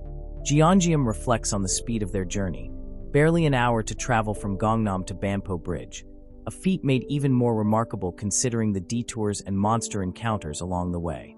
He credits both his own ability and Yongsu's exceptional driving skills. Kyung-ho also notes Yongsu's ability to navigate the treacherous, rubble-strewn roads with almost supernatural speed and precision, causing him dizziness just watching. He concludes that both men possess remarkable, though very different, talents. Yongsu, peering through the windshield, identifies a potential path forward. He indicates a narrow opening between buildings, but points out a massive fortress wall blocking their way. He confirms its size and admits that it's hard to tell if it can be broken through. He says they should drive over there and see. Kyung-ho realizes that this route would take them through Yongsan, and Jeongeum agrees to drop him off there, as it's on their way. As they drive closer, Kyung-ho observes the destroyed landscape, noting the devastation of Gwacheon, Anyang, and even the 56th Division. The scene shifts to a sterile, brightly lit military office. A subordinate informs the director of a visitor, the commander of the 50th Signal Battalion, Han Kyung-ho, explaining that Kyung-ho claims his entire unit was annihilated and that he has a vital message to deliver. The director, his expression skeptical, questions the truth of this claim before eventually agreeing to the meeting. Kyung-ho is shown walking down a brightly lit corridor, his footsteps echoing in the otherwise silent space. Kyung-ho stands before the director, recounting his harrowing experiences. The director listens intently, then expresses his gratitude for Kyung-ho's service and sacrifice, acknowledging the tremendous service he's rendered to the country. He then reveals that he's heard the reports of Jeongeum's abilities from Kyung-ho. He mentions Jeongeum's request for a helicopter in exchange for supplies, including food. The director acknowledges that helicopters are valuable strategic assets, but admits that given the nature of Jeongeum's abilities, delivering one wouldn't be impossible. He then pauses, adding that there's a condition to his offer. The director states his condition. Jeongeum must join the military as an awakened member. He emphasizes the government's desperate struggle to stabilize the chaotic situation and argues that Jeongeum's unique abilities could be a crucial turning point in their efforts. Jeongeum listens patiently, then politely but firmly declines the offer. He explains that nothing is more important to him than rescuing his family. The director expresses his disappointment, stating that he cannot provide the helicopter under these circumstances. Jeongeum accepts his decision without argument, expressing hope for a swift resolution to the crisis and wishing the director good health before turning to leave. As Jeongeum prepares to depart, the director abruptly stops him. He explains that he has another request, one that, if fulfilled, could still earn Jeongeum the helicopter. Jeongeum pauses, his curiosity piqued, and agrees to hear him out. The director explains the situation. The last known gathering of reserve-awakened individuals is at Seoul Station, a location with which they still maintain stable communication. However, the path to Seoul Station is blocked by hordes of skeletons. While not individually powerful, their sheer numbers and unique ability to revive even after being killed make them a formidable obstacle. He emphasizes the need to destroy the core located at the bottom of their last right rib to permanently eliminate them. He warns Jeongeum of a particularly dangerous presence among them, a formidable skeleton knight, and stresses the importance of avoiding direct confrontation with this creature. Jeongeum, having accepted the task, states that it sounds simple, and then launches a barrage of weights at the approaching skeletons, dispatching several of the creatures with brutal efficiency. The soldiers are in shock, as the skeletons are sent flying. Upon arriving at Seoul Station, they find a group of weary soldiers huddled together, their faces a mixture of fear and relief at the sight of Jeongeum and his companions. A brief exchange takes place, confirming the soldiers' identities and their gratitude for being rescued. On their way back, Jeongeum continues his attacks and comments one of the skeleton's appearance and reaction. The skeleton, seemingly unharmed, turns to address Jeongeum. It introduces itself as Gawain, one of the 12 knights serving the Night King, and questions Jeongeum's presence in their territory. It also questions if Jeongeum is a mage. Jeongeum comments on it breaking the Mana Stone and how that action allowed him to understand their speech, questioning if this is another way to use Mana Stones. Jeongeum returns the greeting by sending more attacks. Gawain raises its sword, its posture shifting to a more aggressive stance. The weight hurtles towards Gawain, who deflects it with his shield. The impact creates a shower of sparks as the metal grinds against metal. Yongsu watches in disbelief, expressing concern, as Gawain slices through the weight, cleaving it in two with a single, powerful swing of its sword, charging towards the group. Jeongeum, realizing his regular attacks are ineffective, activates tracking delivery, spending 50 mana stones. A glowing target appears on Gawain's chest in Jeongeum's vision. He commands PX to fire, aiming for the chest. Four weights, one after another, streak towards the targeted area, each one striking Gawain with a resounding clang. Gawain, annoyed, mocks Jeongeum for his repetitive tactics and easily dodges the projectiles, calling him a stupid mage. Jeongeum then launches another attack, a bowling ball this time, striking Gawain on his head. Gawain, momentarily stunned, curses in surprise, admitting he let his guard down. He stumbles forward, his movements momentarily uncoordinated. Jeongeum seizes the opportunity, launching another barrage. This time, the bowling balls strike Gawain from multiple angles, hitting his head, crown, back, and sides.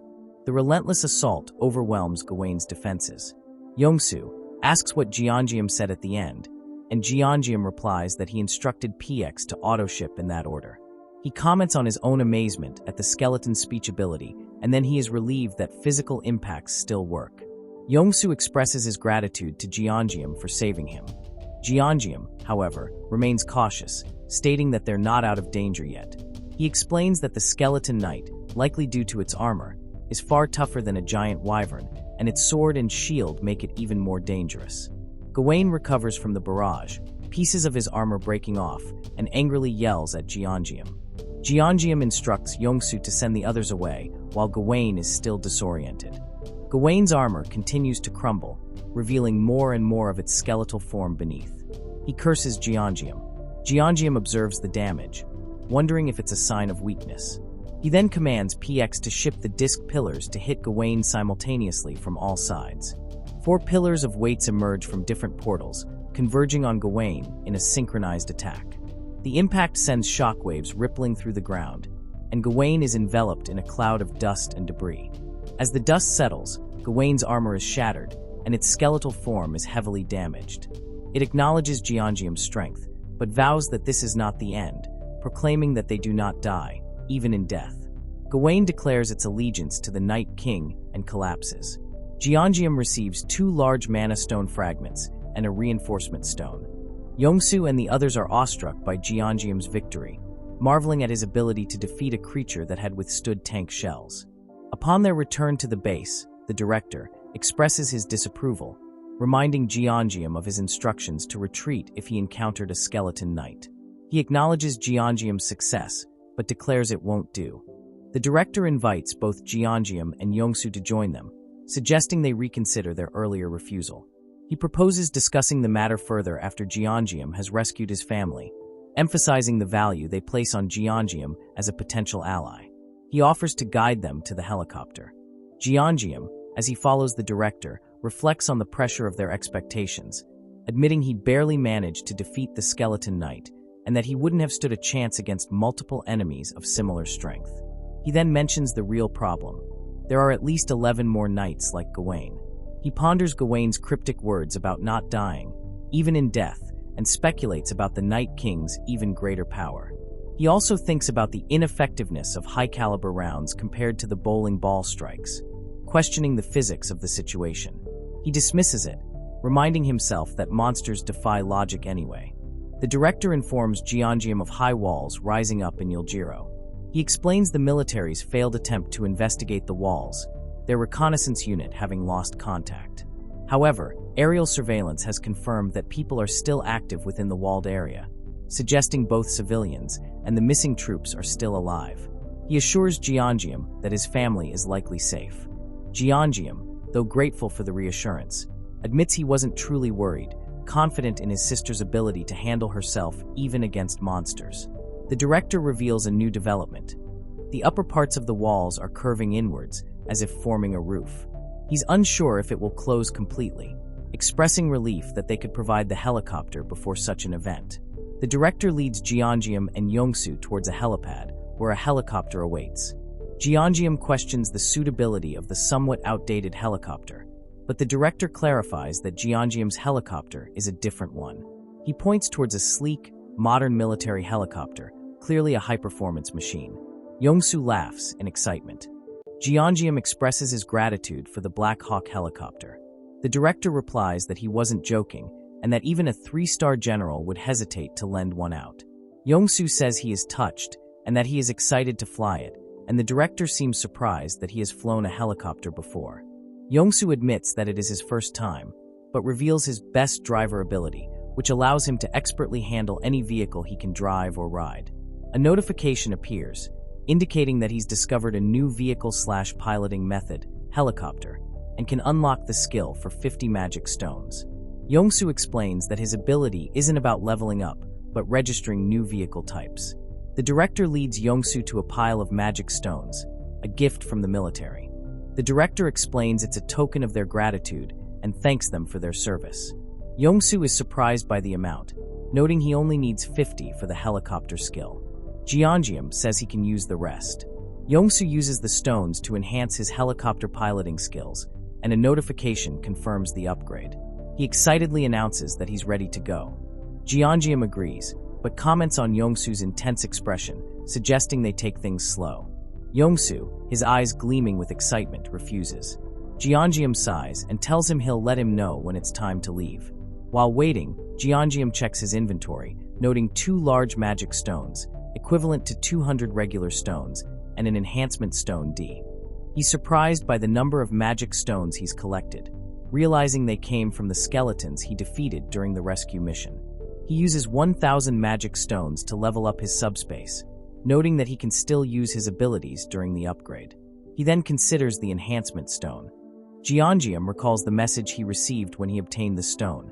It has the fire property and can be used to imbue objects with specific attributes, like penetration or ignition. He ponders which item to enhance, then decides on the bowling ball, recalling its effectiveness against the skeleton knight.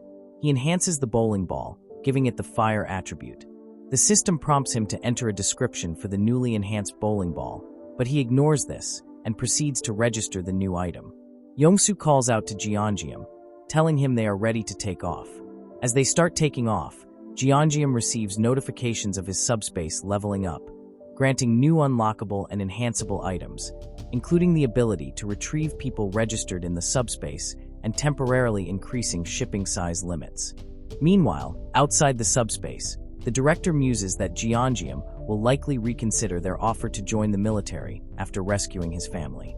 He comments on Yongsu and Jeongeum's expressions as they take off and hopes that he hasn't made a mistake. Jeongeum considers the limitations of his subspace ability, specifically its single-target storage capacity. He acknowledges his effective use of larger structures like the logistics center and military base, but laments the inability to store unregistered items easily. He then discovers the category item registration feature, which allows him to register external objects fitting the categories logistics center or military base. Noticing the Black Hawk falls under the military base category, he registers it for 107 magic stones. Yongsu and Jeongeum return unexpectedly. The captain wonders what happened and if there's a problem with the helicopter. Jeongeum retrieves 2 brand new helicopters from his subspace, dropping them on the roof, confusing the director. Before taking off again, the scene cuts to the Night King in his castle. He ponders the low entry permit level for Earth and why a high-tier being like him would bother coming here, accepting a tier reduction and encroaching on his territory. He questions the wizard's arrogance. Another floating skeleton head tells him what Gawain said about trying to talk to the wizard, but being attacked immediately, proving the mage was very dangerous. The Night King receives a report about humans entering the castle. He dismisses them as more food for Camelot and orders them ignored, as the roof will soon be closing. A knight named Lancelot offers to behead the wizard, but the king decides to prioritize the harvest, stating they can deal with the wizard later. He notes that while Gawain's death is a shame, they can always get more enhancement stones. Yongsu informs Jeongeum they're nearing his specified location, but landing is difficult due to a skeleton knight fighting another monster. Jeongeum identifies the other combatant, effortlessly deflecting the skeleton knight's attacks. Jeongeum is shocked to realize that his other sister is fighting the skeleton knight. His sister, notes the futility of her attacks, wondering why the creature won't die, despite the clear impact of her blows. A flashback begins, showing a young Sol Kim mesmerized by a mixed martial arts match on television. She immediately wants to try it out, and fortunately, has a willing younger brother to practice on. She easily defeats him, sending him sprawling to the ground. However, Sol is unsatisfied with her easy victory, her competitive spirit seeking stronger opponents. She ventures to the playground, but finds even older children no match for her. Her father, recognizing her talent, enrolls her in a mixed martial arts gym. In there, she experiences her first defeat, a painful experience that fuels her determination even further. The flashback continues, showcasing Sol's training montage. She trains relentlessly, her passion and natural talent evident in every punch, kick, and grapple. She quickly masters various martial arts, dominating competitions and leaving her rivals in the dust. By 7th grade, she is unmatched in the junior division. However, her obsessive training leads to severe injuries, including torn cruciate ligaments in both knees. Ignoring the doctor's advice, she continues to push herself, accumulating more injuries. Despite the setbacks, she makes her professional debut at the age of 24, though it could have been much earlier had it not been for her injuries. The flashback ends, and the scene returns to the present, with Sol fighting the skeleton knight. Jeongeum asks Yongsu to lower the helicopter's ceiling so he can attack. The skeleton knight questions Sol about her apparent invulnerability to his attacks. She attributes it to his slow attacks, which he denies. He clarifies, saying it's not about speed, but technique. Sol considers this, admitting she doesn't really use any specific techniques, relying instead on observation and instinct, focusing on the opponent's shoulders, waist, and foot stance. The skeleton knight acknowledges her natural talent, stating that if it weren't for the hierarchy, he would have lost. He recognizes her potential, suggesting that with increased rank, she could become the greatest knight. He decides to let her leave, explaining that death is inevitable for those who remain within the closing fortress walls. He offers to speak to the Night King to secure her escape, acknowledging it as a favor for her teaching him the importance of fundamentals. Jeongeum, having lowered the helicopter, launches a fire-enhanced bowling ball at the skeleton knight. The bowling ball, trailing flames, strikes the skeleton knight's shield with explosive force, shattering both shield and armor and sending bone fragments flying. Sol, surprised, comments on the power of the attack. Jeongeum lands and greets Sol, commenting on her continued survival. Sol, recognizing her younger brother, exclaims in surprise.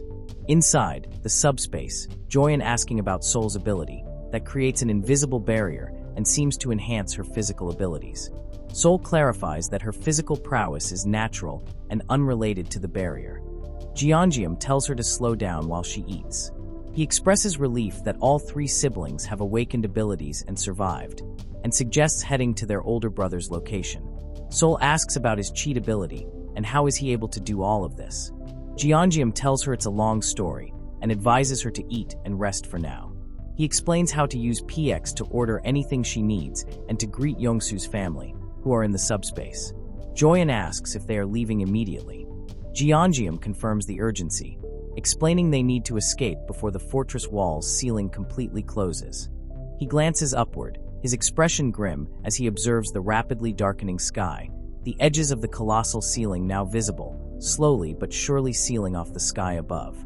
He tries to break through, but the wall seemed impervious to his attacks.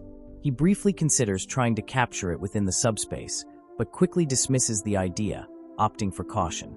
He remembers the system notification about temporarily increasing the shipping size limit for specific items by using magic stones. He's hesitant to expend more stones, aware that they will become increasingly difficult to obtain as he levels up and unsure if something as large as the castle will even fit. He further questions whether trying to store the castle would inadvertently pull in all of Yuljiro as well. Sol joins him from the subspace and relays her concerns about the skeleton knight's cryptic warning, about death befalling those trapped within the closing walls.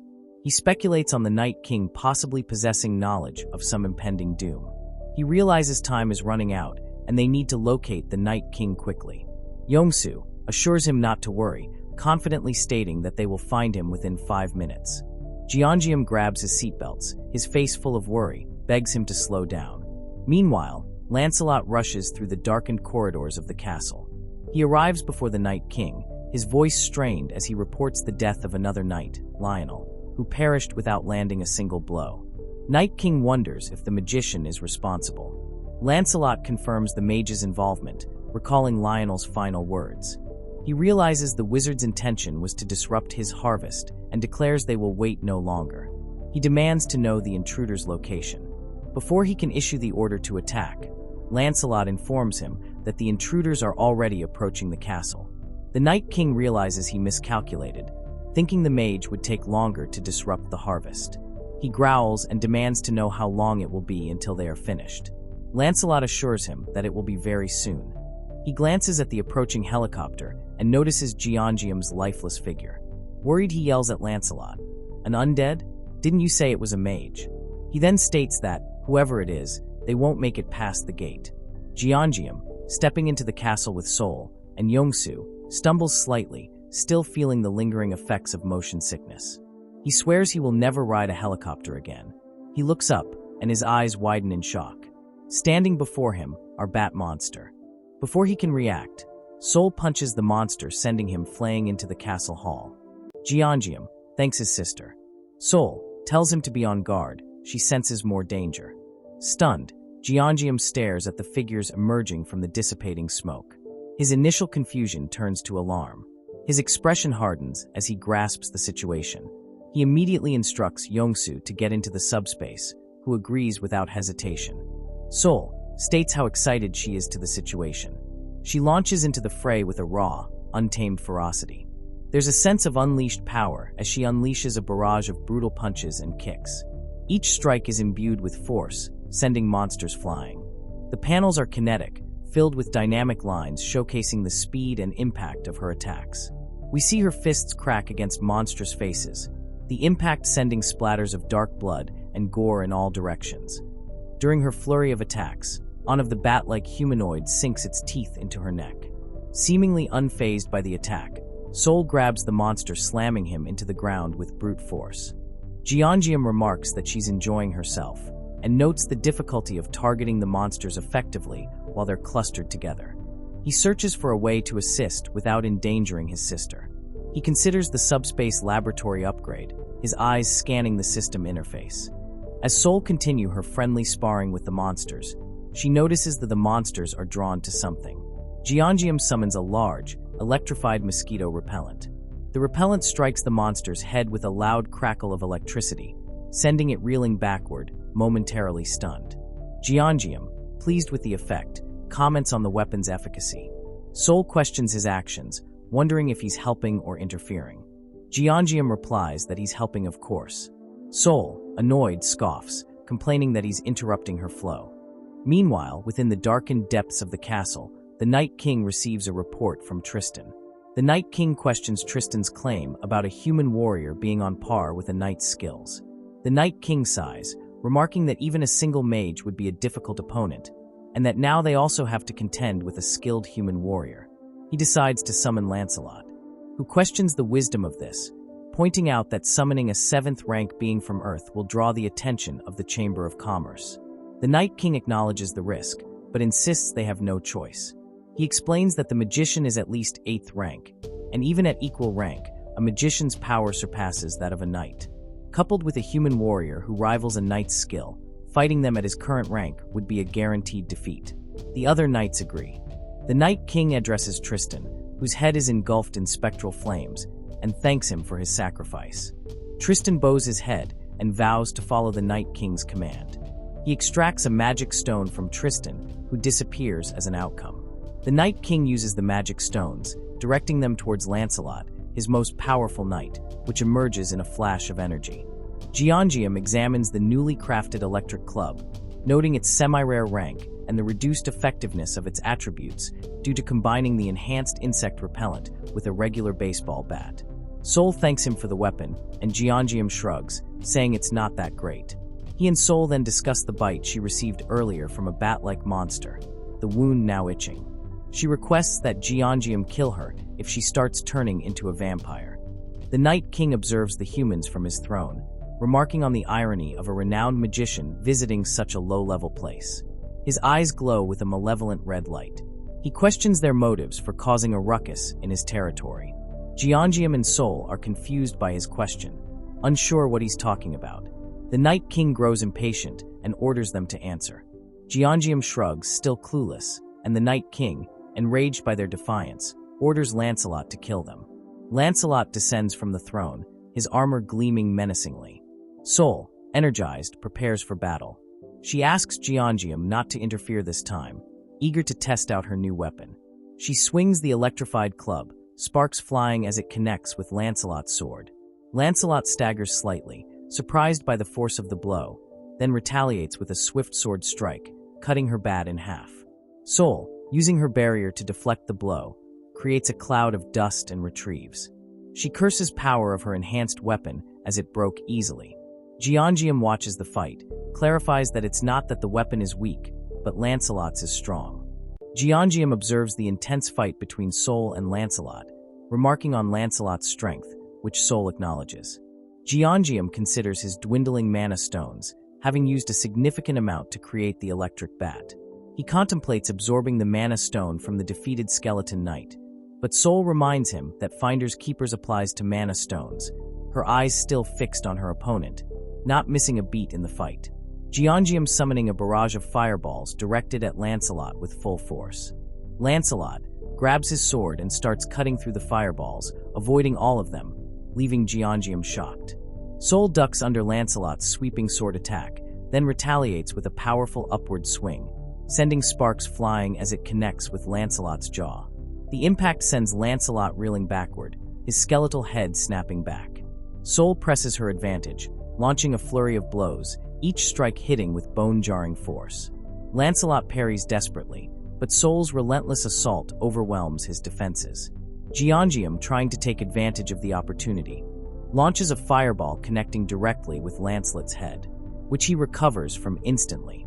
Geongium reflects on the situation and realizes that they are in a dangerous situation. He then activates his item recall ability, bringing both into the subspace.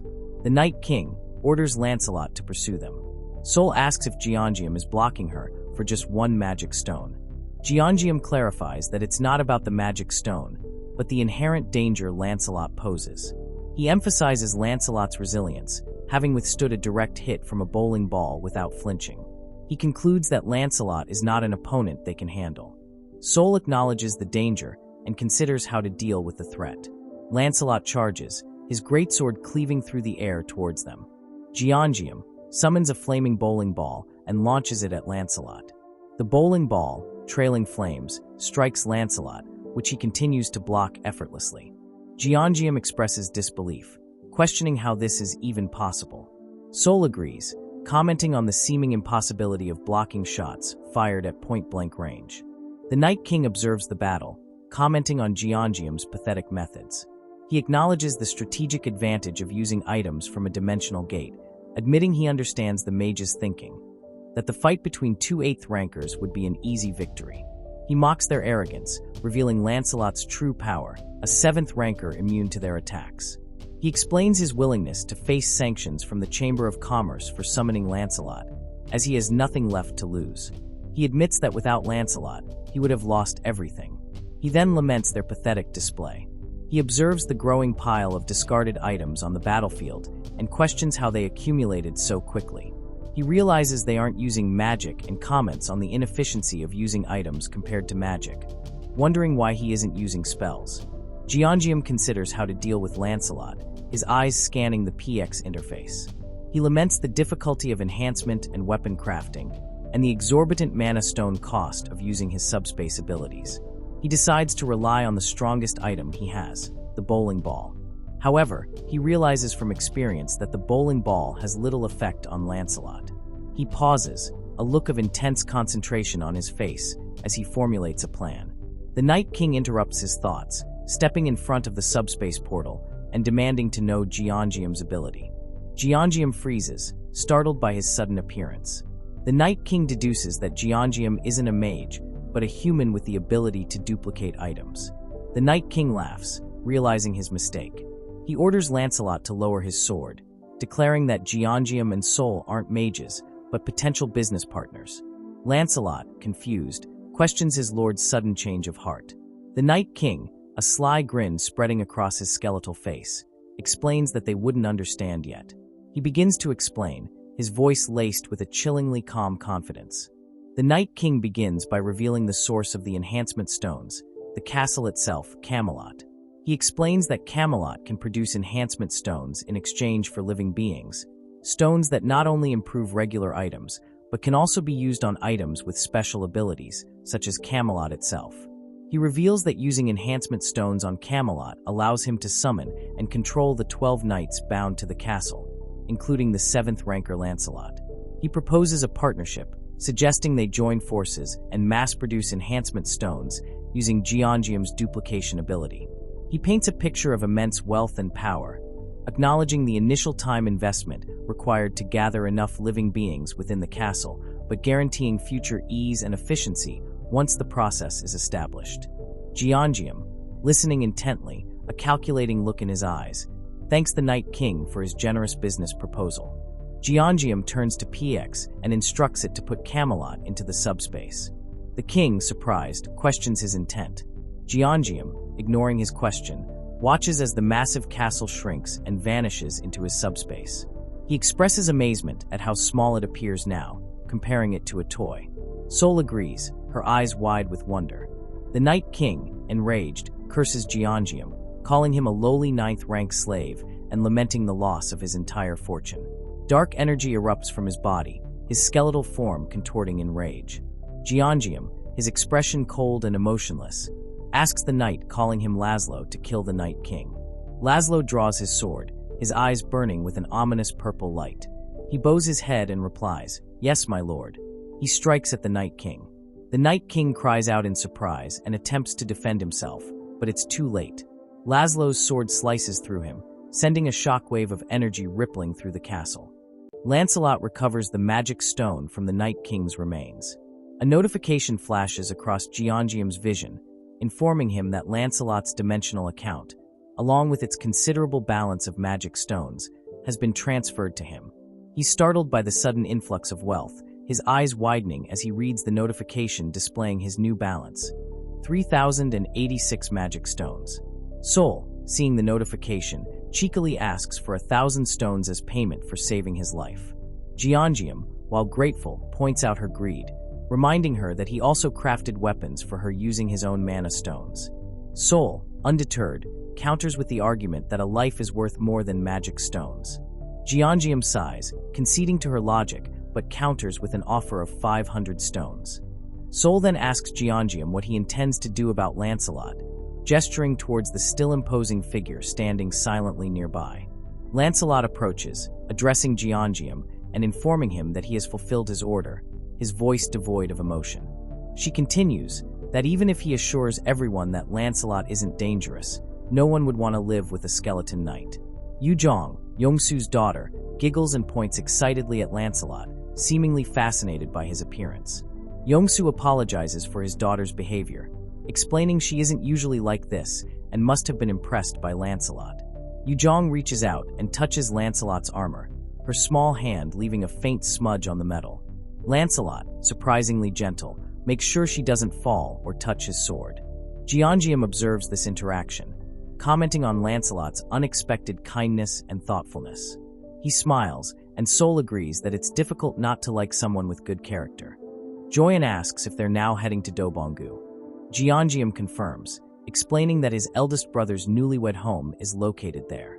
Joyen, noting Geongium's fatigue, suggests they postpone their departure until sunrise, concerned for his well-being.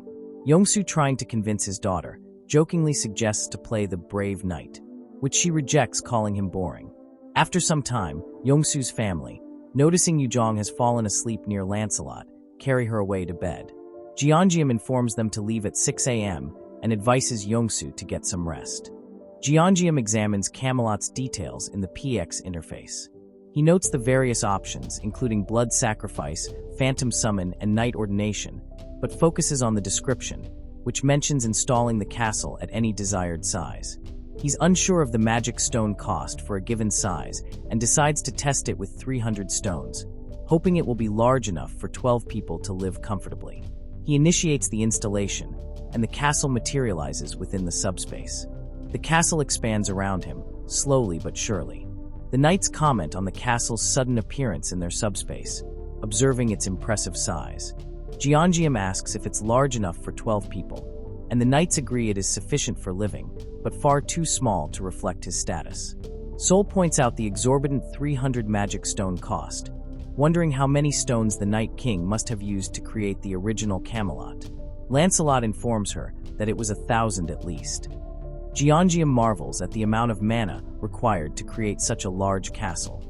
He wonders why storing the massive structure in his subspace didn't have any adverse effects, speculating that perhaps its original size was much smaller. He turns to Sol and questions why she isn't resting, noting that even Joyen has retired for the night. Sol explains she has a personal request for Lancelot and has been waiting for the right moment to ask. She approaches Lancelot, complimenting his impressive swordsmanship. Lancelot listens impassively as Sol asks to be taught by him. Lancelot agrees and asks to learn Sol's fist technique in return, referring to her earlier display of fighting skills. Sol is surprised by the request and remarks that Lancelot has a good eye. She asks Lancelot he thinks he can handle the training, as it's quite tough. She excitedly asks if he'd like to start with a simple sparring session right now. Lancelot confirms that he's fine with this. Sol laughs in admiration for Lancelot's enthusiasm and confidence. The next morning, Yongsu is awakened by the sound of helicopters outside. He contacts Giangium, questioning the activity. Giangium and Yongsu step out of the subspace, observing the helicopters circling overhead. Giangium recognizes one of the figures among the soldiers as Yusankiol, the operations commander. Sankiol greets them, surprised to see them again so soon. He explains that he's been searching for them since noticing the disappearance of Yuljiro's fortress wall. Giangium and Sol exchange glances, surprised by his dedication. They ask if he's there to try and recruit them again, and Sankiol denies this, stating he has important news. He warns them against traveling by helicopter, explaining that the First Corps, having staged a coup, has taken control of the air defense bases and is shooting down any aircraft that enters their airspace. Sankiol elaborates on the situation. He explains that after they left, the Joint Chiefs of Staff used the documents and intel provided by Han Kyung-ho to track the First Corps.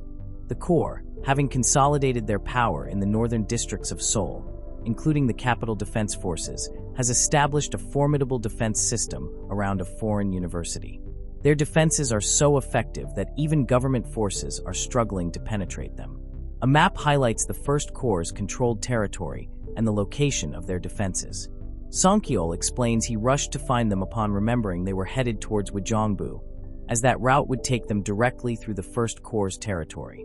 He suggests a long detour through Namyangju, but admits even that route's safety is uncertain. Giangium thanks him for the warning, admitting it nearly led to disaster. Giangium reflects on the complications. The detour would mean avoiding conflict with the rebels in Dobonggu, but his brother and his family live there. Confrontation seems unavoidable. Giangium turns to Lancelot, seeking his counsel. Sankiol asks Giangium if he dealt with the Night King. Giangium introduces him to Sankiol. He explains that Lancelot is one of them now, and that his presence will be a great help in dealing with the rebels. He proposes they strategize together on how to crush them. Sankiol agrees enthusiastically, his eyes gleaming with anticipation. The scene shifts, showing goblin rebels handling hostages. Lancelot is observing them in his wraith's form. We learn that this is due to a feature of Camelot, which allows the switching between knight and wraith forms at no additional cost. Giangium goes on to describe the advantages of wraiths. While unable to physically interact, they are also unaffected by physical interference, allowing them to move through solid objects and fly freely. He points out this makes wraiths ideal for reconnaissance missions. He also states the cost of summoning a wraith, 1 enhancement stone and 500 magic stones, though he notes this price is also the same as a normal knight summon. Back at the base, Lancelot reports what he learned. He explains that the rebels are holding over 200 people captive in iron cages as sacrifices, guarded by mutated soldiers with goblin-like features. He also confirms that the ringleader is stationed there, along with 9 anti-aircraft guns, and that they are planning additional recruitment in Banghak-dong. Giangium agrees about the dangerous nature of the rebels and their sinister plan involving human sacrifices, and asks how they're using the people. Lancelot also relayed what he overheard about the coming of a mysterious figure called He, who will supposedly change the world, leaving Giangium pondering these cryptic words. Sol says they should simply wipe out the rebels. Giangium agrees on wiping them out, but explains the importance of acting quickly and precisely to avoid an all-out war with the First Corps should they join the fray. The operation needs to be swift enough to prevent reinforcements. He reasons that even Lancelot, with his 7th rank power, cannot cover such a vast area alone, and waiting for support from nearby units would take too long. His priority is to complete the operation before the rebels move to Banghak Dong, where his brother lives. Lancelot suggests he summons another knight, but dismisses the idea due to the lack of enhancement stones. Unsummoning Lancelot to retrieve the stone and summoning him again would be pointless, as it wouldn't increase his power. He wishes enhancement stones could be duplicated, but realizes neither they nor magic stones can be copied. Lancelot reminds him about the enhancement stone they obtained from the Night King. Jeongeum, realizing he'd forgotten about it, questions which knight to summon. Lancelot recommends Bedivere, describing him as a peerless genius archer specializing in long-range attacks. Jeongeum expresses his excitement to meet him. Inside a cage, a girl in an orange sweater sits huddled amongst other injured and weakened people. A goblin approaches the cage and addresses her, noting that she seems to be in relatively good condition compared to the others. He offers to help her escape in exchange for a favor. The girl, startled, looks up with wide eyes, a mixture of fear and suspicion in his gaze. The goblin assures her it's not a trap. Before he could finish his deal, his head disconnects from his body. The girl is shocked as Lancelot appears in front of her, breaking the cage's locks and heading to the woods. The girl steps out hesitantly, her eyes darting nervously at him. The ensuing explosion rocks the base, sending debris and shockwaves in all directions. Soldiers scramble for cover as the ground trembles beneath their feet. One soldier, recognizing the flaming projectile, exclaims in surprise and questions what's happening. Lancelot explains Bedivere's backstory, recounting how the once peerless archer lost his arm due to a jealous commander and subsequently mastered slinging and javelin throwing. Despite his disability, he became one of Camelot's 12 knights. Bedivere stands tall and proud, his single arm holding his sling with practiced ease. Jeongeum questions Bedivere's ability to destroy the anti-aircraft guns from a distance with slingshots. Lancelot, confident in his fellow knight's abilities, assures Jeongeum that he and Bedivere are more than capable of handling the task. The scene shifts back to the rebel base where a soldier spots something falling from the sky, questioning what it is. He calls out to Major Park, who gets knocked out. Lancelot materializes before them, blocking their path. He warns them that this isn't a place just anyone can enter. Multiple notifications appear, displaying the mana stone rewards Jeongeum is receiving through his dimensional account. He's surprised by the rapid increase in his balance, questioning if it's normal. More notifications appear, the numbers steadily climbing. He concludes he must be doing something right. Yongsu approaches, commenting on the signal, indicating the successful destruction of the anti-aircraft guns and praising Lancelot and Bedivere's strategic prowess. The army commander is also stunned, questioning the need for special forces when they have such skilled knights. Bedivere is confused, remarking that he's in trouble. He destroyed everything and fired the signal, but he can't figure where Lancelot asked him to go next, and the instructions on the map aren't very helpful. Questioning the markings and wishing for a horse to scout ahead, he eventually decides to follow his gut. A mutated rebel soldier is being tortured by Lancelot, demanding information about their plans, the source of their knowledge, and the size of the First Corps. The captured soldier, terrified, reveals the source of their intel: Tonitiu. He explains that Tonitiu is an incredibly powerful being, far beyond their comprehension. He insists he doesn't know their plans. Suddenly, he bursts through the window, trying to run away. The other rebels react instantly, drawing their weapons and rushing to defend their leader. He shouts for them to bring him his bike. Lancelot pursues him relentlessly. The other rebels call for backup as they try to stop him. He comments on the soldiers calling themselves smart for adapting to the changing world by sacrificing themselves and turning into goblins. He then easily defeats them all. Yongsu tells Jeongeum that they will be landing. Jeongeum expresses concern, noting the danger, and tells him to get into the subspace. The helicopter descends rapidly, landing amidst the chaos. The rebels below look up in shock as Jeongeum steps out.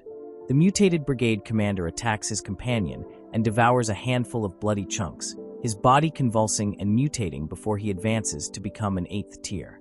Lancelot questions him, having gave up on his humanity to reach a higher tier, and if all the ones who have turned into goblins have done the same, to which he replied saying that is correct.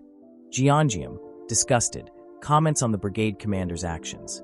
He asks Lancelot about his rank. Lancelot confirms he is 7th tier, but assures Giangium there's no need for him to intervene.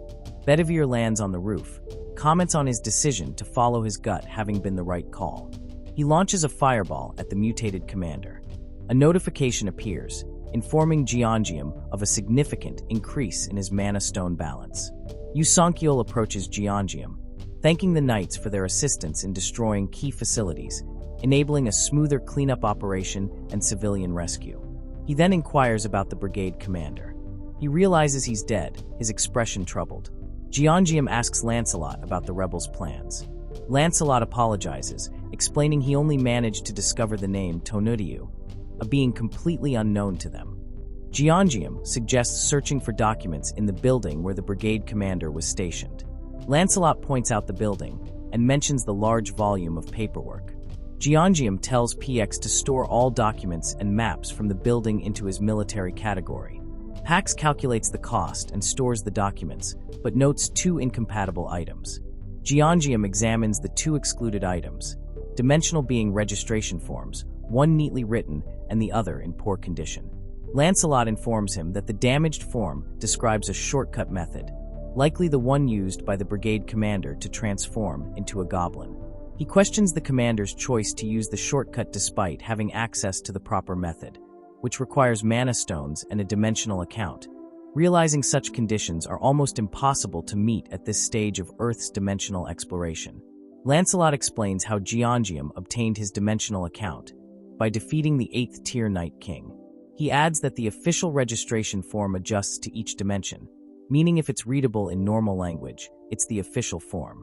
He suggests Giangium register now, since he meets the requirements, assuring him it will prevent any goblin transformations. Giangium proceeds with the registration, using 1,000 mana stones, and surprised by the ease and speed of the process. A notification confirms the registration is complete. A soldier approaches, struggling to carry something heavy, as he apologizes for his lateness. From above, Bedivere spots his arrival, remarking on his ride, questioning if it's a horse. Giangium receives a large stack of documents collected by PX, approximately 40,728 pages, related to the military. Concerned about their family's safety, they decide against reviewing the documents together. They entrust Operations Chief Eusankiel with the task of examining them and set out to locate their loved ones, agreeing to reconvene later. Giangium explains their decision to travel in civilian clothes to avoid being mistaken for government forces. He opts to drive, judging it too dangerous for Yongsu. This also limits their movement options, as only he and the 2 skeleton knights, Lancelot and Bedivere, can operate outside the subspace. However, they encounter a problem. The subspace contains only military vehicles. He wonders what to do. He shrugs, suggesting they search for a vehicle along the way, but use electric bicycles for now. As they walk outside, Bedivere awaits them in his newly acquired motorcycle. Giangium is surprised and asks where he got it. Bedivere explains that it's from one of the goblins, pointing towards his dead body. He adds that it belonged to the red-haired goblin, and that he took it because it looked fun. Giangium, realizing the motorcycle's origin, quickly stores it in his subspace using 22 mana stones. 2 rebels, standing guard, spot the approaching motorcycle.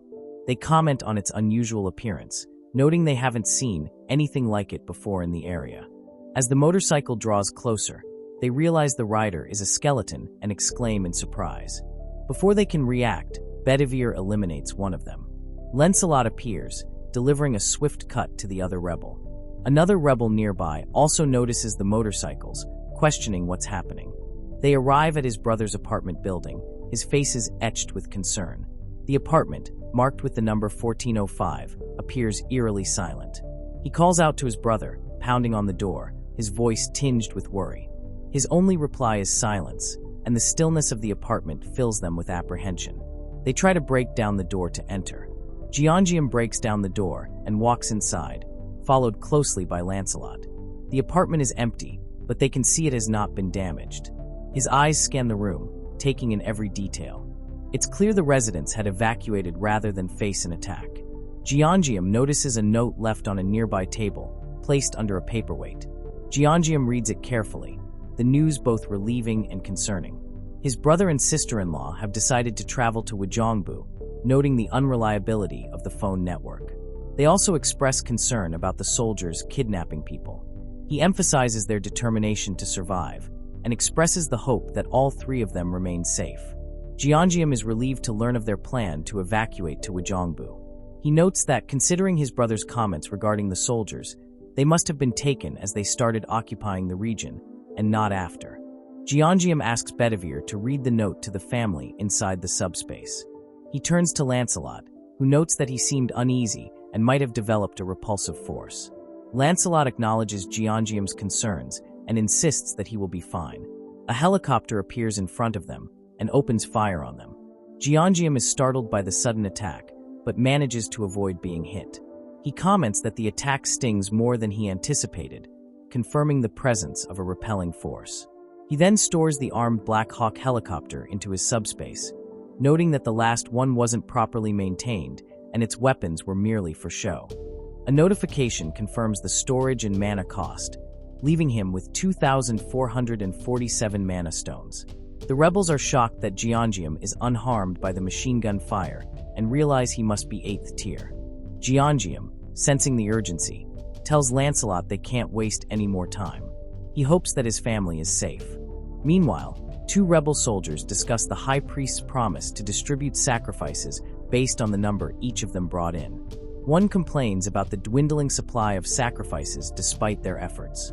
The other questions his inability to secure even a single sacrifice, forcing him to intervene personally. He criticizes his subordinate's lack of planning, noting that Park Hanjuan's team has already secured 300 sacrifices. He tells the soldier to work twice as hard to meet his quota when he gets to Yangju, and orders him to smash the building he failed to capture. He calls the subordinate by his former name, Sergeant Kyung Juman, acknowledging his transformation into a goblin. The goblin soldier, now enraged, roars and charges towards the building. He smashes through the barricaded entrance, his mutated form allowing him to easily tear through the reinforced doors. Jeongeum arrives screaming in anger, yelling at the goblin to leave their home. Lancelot intervenes, his greatsword slicing through the air towards the goblin's necks, aided by Bedivere and his cannons. Jeongeum arrives at his destination, a small, unassuming hardware store tucked away on a quiet side street. The sign above the door reads Zhong's Hardware. Inside, his dad, observing through the hole, hesitantly informs his son and his wife that it's Jeongeum. He came with a motorcycle and some skeletons, confusing everyone inside.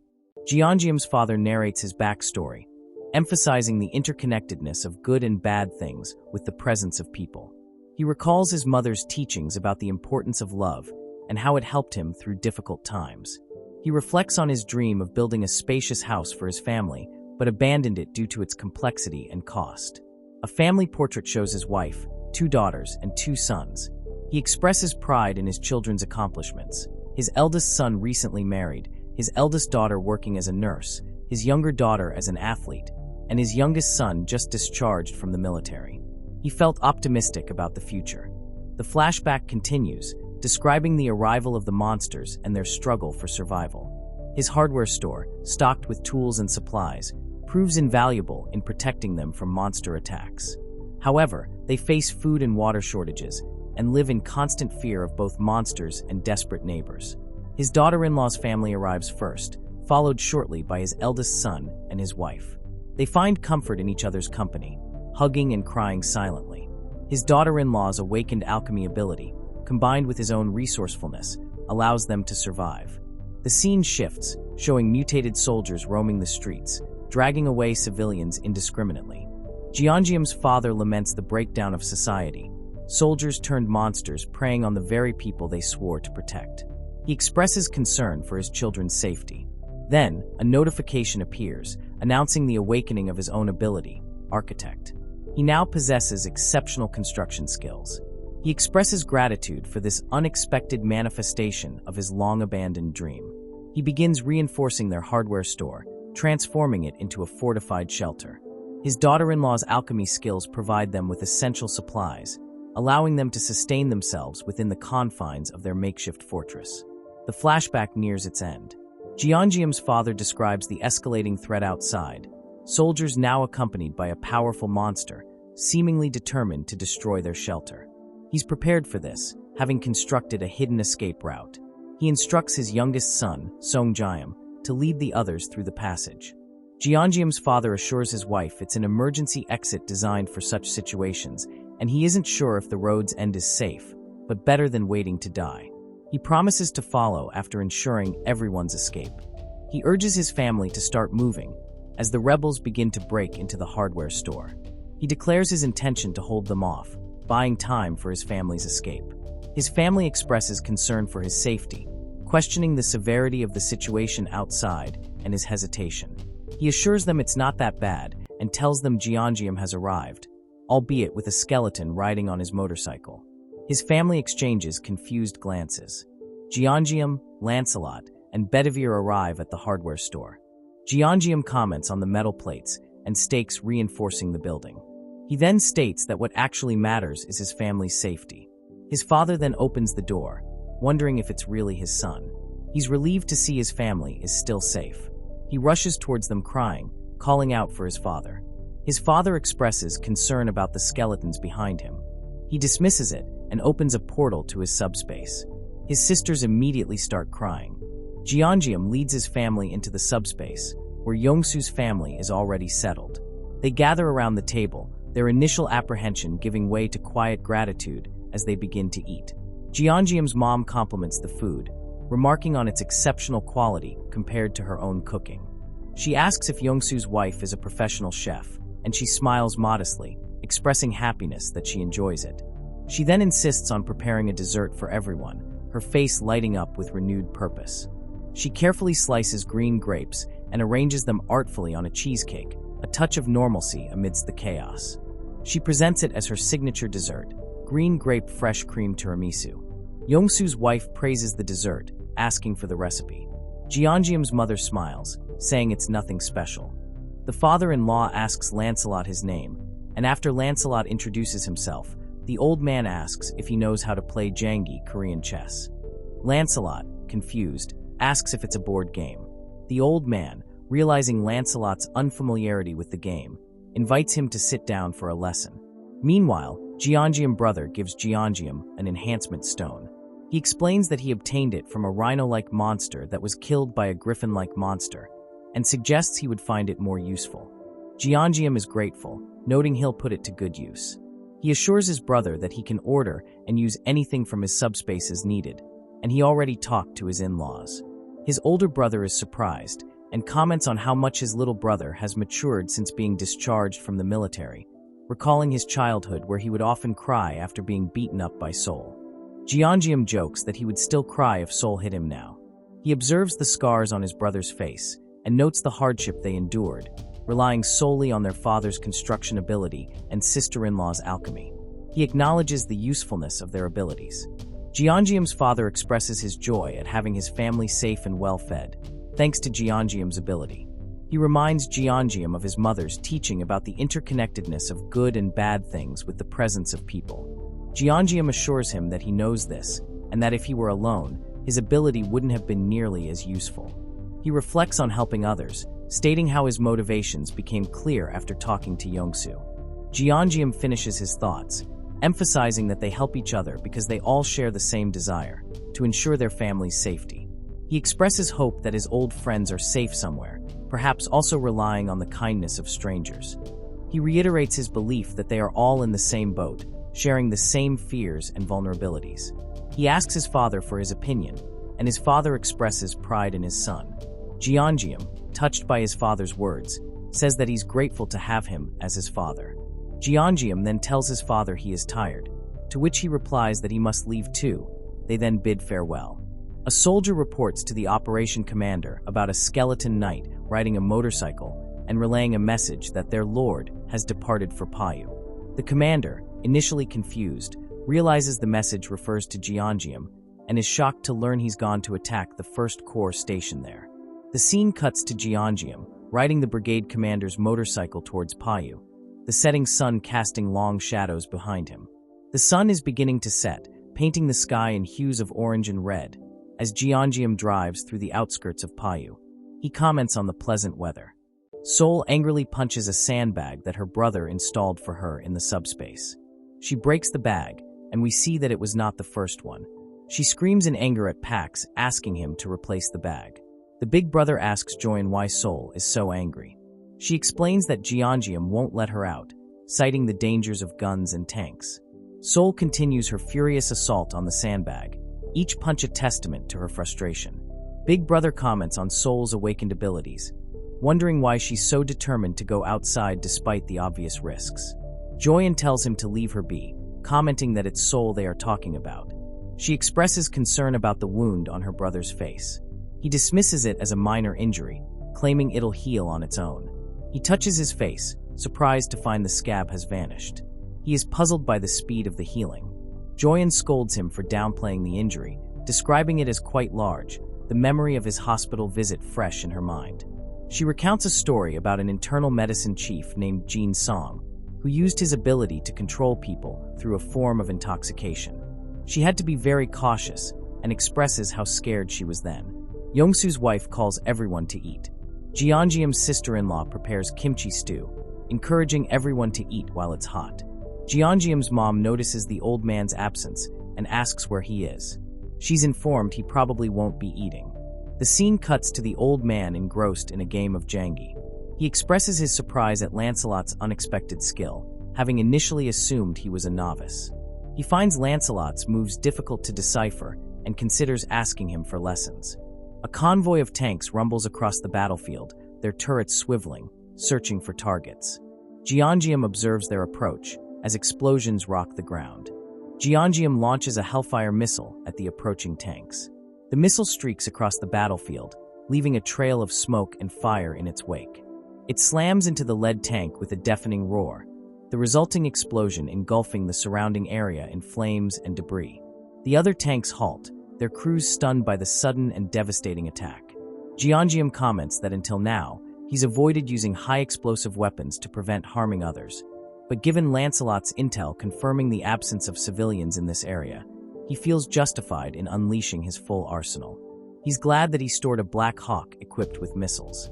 He explains that he separated the missile from the helicopter using the interdimensional laboratory, then enhanced it with the stone from his brother. He boasts of Pax's enhanced deployment ability, now capable of launching projectiles at 300 kilometers per hour with a range of 100 meters. He fires the enhanced missile. It screams across the battlefield, impacting with devastating force, creating a massive explosion that sends shockwaves rippling through the air. The ground trembles as the remaining tanks are engulfed in flames. Jeongeum, pleased with the results, notes the enhanced missile's power and anticipates a quick accumulation of mana stones. Jeongeum checks his mana stone balance and is surprised to find it lower than expected, questioning the discrepancy despite the numerous ding-ding sounds he's heard. A notification appears, explaining that 45% of his earnings are being paid as fees to Tonuryu of the Mexica dimension. Another notification clarifies that 25% goes to High Priest Kim Bongsu. He notes the name sounds oddly familiar.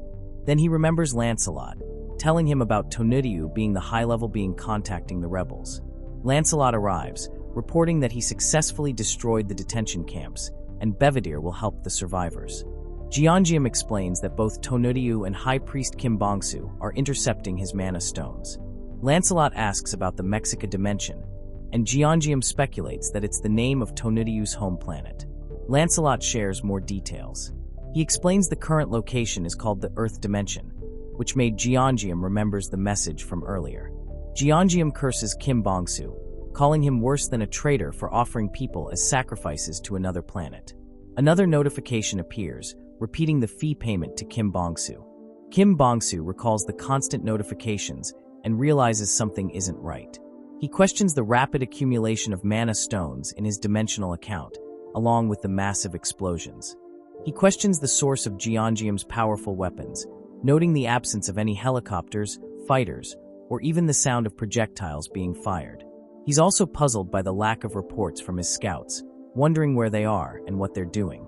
He gets hit with a missile hitting him directly in his chest. Jeongeum confronts the mutated, goblin-like figure within the First Corps' headquarters.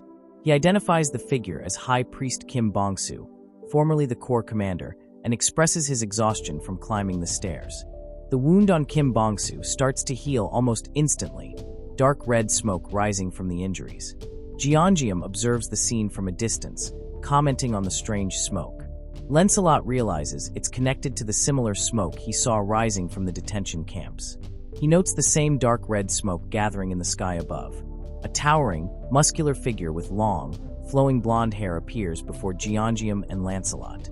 He expresses his surprise at seeing a human and a skeleton knight working together, noting the skeleton's loyalty to the human. Jeongeum also states his surprise of the goblin speaking human language. The figure laughs and replies that it is due to hastily consuming magic stones, a side effect of trying to gain power quickly. He introduces himself, then offers Jeongeum a proposal. He suggests Jeongeum stops the destruction and leaves, promising not to harm him in return. He claims Jeongeum can't kill him, but he could kill Jeongeum if he chose to. He explains that he hasn't killed Jeongeum yet, because doing so would cause him damage as well, deeming a fight at this point a waste of time. Jeongeum questions his angle, wondering why he's suddenly proposing peace. He muses on the need to gauge the figure's strength, and suspects the dark red smoke might be the reason for his invulnerability. He wonders what the smoke is, if it's related to the human sacrifices, recalling Lancelot's mention of seeing it at the detention camps. He notices the smoke converging in the sky above, swirling into a vortex of dark energy. The vortex expands rapidly, its crimson glow intensifying, casting an ominous red light over the entire area. A mysterious red eye appears above them in the sky. Kim Bong-soo explains that Jeongeum is witnessing a high-ranking being and claims that Lord Tonuryu will descend in person, a feat only he can make happen. He mocks Jeongeum's foolishness, then offers him a final chance, proposing a position as his right hand if Jeongeum kneels and begs. Lancelot, enraged by Kim Bong-soo's arrogance, attacks him, slicing through him, declaring that a mere goblin shouldn't place itself above his master. But he heals instantly, dark red smoke swirling around him. Kim Bong-soo taunts Lancelot, reiterating his immortality and the futility of their attacks. He claims that no matter how many times they kill him, he will return. Lancelot, ignoring his taunts, continues his assault, declaring his loyalty to his master and his resolve to eliminate anyone who threatens Jeongeum's safety. Kim Bong-soo, amused by Lancelot's persistence, allows him to continue attacking, confident in his immortality. Lancelot, realizing conventional attacks are ineffective, changes his tactic. He decides to beat Kim Bong-soo to a pulp, his fists impacting with bone-jarring force. Kim Bong-soo, initially surprised by the change in tactics, comments on the strength of Lancelot's blows, but insists they're useless against his immortality. Lancelot retorts that if his attacks don't work, he'll make them work. He continues his relentless assault, his fists a blur of motion as he pummels Kim Bong-soo, each strike accompanied by the sickening crunch of bones and the tearing of flesh. Jeongeum watches the fight intently, his mind racing. He realizes that if Lancelot can't defeat Tonuryu, he'll just keep regenerating endlessly. He knows he has to find a way to stop Kim Bong-soo's regeneration, but struggles to come up with a solution. He glances towards the sky, an idea forming in his mind. He calls out to Lancelot, ordering him to throw Kim Bong-soo into the subspace. Lancelot, without hesitation, grabs Kim Bong-soo and hurls him towards the subspace portal. Notifications appear, informing Jeongeum that Kim Bong-soo is attempting to enter the subspace. Jeongeum permits the entry. Joyen, surprised by Jeongeum's early return, asks what's going on. Kim Bong-soo materializes within the subspace, his body still regenerating from Lancelot's attacks. He's surrounded by Jeongeum's sisters, who stare at him with a mixture of fear and curiosity. An unseen force attempts to enter the subspace, but is blocked. Kim Bong-soo's regeneration falters, the dark red smoke around him dissipating. Sol, realizing it's her brother's doing, she charges at him. Jeongeum screams in fear and orders to close the portal, his voice laced with urgency. He quickly unregisters Kim Bong-soo from the subspace. Kim Bong-soo cries out in frustration as he's expelled from the subspace. Sol appears taunting Jeongeum that he will be next. Jeongeum states that was even scarier than Tonuryu. Notifications appear, informing Jeongeum of the transfer of Kim Bong-soo's dimensional account ownership and the automatic merging of their mana stone balances. Jeongeum is taken aback when he sees his new mana stone balance, 14,823, realizing just how much Kim Bongsu had skimmed off in fees. He also notices the absence of the Tonutiu fee notification. He wonders if this means he no longer has to pay fees to Tonutiu. Lancelot reports that Kim Bongsu is gone, speculating that Jeongeum severed the link between him and Tonutiu. He doubts Kim Bongsu will return. Jeongeum expresses relief, his heart still pounding from the close call. He questions his exhaustion despite not having fought. A group of soldiers approaches, led by an officer. They address Jeongeum as master, their voices filled with urgency. They report that they've brought all available awakened personnel and units. The officer identifies himself. He is Quan Diakyong from the 2nd Company, and reports on the reconnaissance of the 1st Corps area, stating that all rebels were found mummified and deceased. He declares the area neutralized. Operations Chief Dangso acknowledges the report and orders them to maintain alert status, focusing on civilian rescue and cleanup. Jeongeum watches them depart, a thoughtful expression on his face. He's unsure how the rebels were mummified, but grateful that the situation has been resolved. The officer expresses his gratitude to Jeongeum for resolving the situation once again. The commander apologizes to Jeongeum for their earlier request that he joins the military, admitting their foolishness in underestimating his abilities and offering meaningless benefits. He acknowledges their incompetence in only considering the military's perspective, having now realized the true extent of Jeongeum's power and influence. He asks for Jeongeum's help once again, acknowledging the shamelessness of his request, but emphasizing the dire situation faced by many people who've lost loved ones, are injured, or are anxious about not having awakened abilities. He stresses the government and military's incompetence worsen the situation, making Jeongeum's help all the more crucial. He clarifies that it's not a deal, but a plea for assistance, acknowledging Jeongeum's autonomy in deciding whether to help or not. Jeongeum agrees to help, stating up front that he has no intention of joining the military and will help on his own terms. The commander readily accepts his conditions and thanks him. They shake hands. The commander assures Jeongeum that the military will provide him with any support he needs, going so far as to bestow upon him the honorary rank of colonel. He orders all military personnel to show Jeongeum proper respect and cooperate fully. The commander relays the message over the field network and instructs all liaisons to disseminate the information, adding that no response is necessary. Jeongeum, taken aback by the unexpected honor, questions the need for such a grand gesture. He's overwhelmed by the formality and the sudden shift in their attitude. He tells the soldiers he isn't a soldier and not to salute him, giving them permission to ignore the honorary title if it makes them uncomfortable. He dismisses the soldiers, then turns to Lancelot, thanking him for his hard work.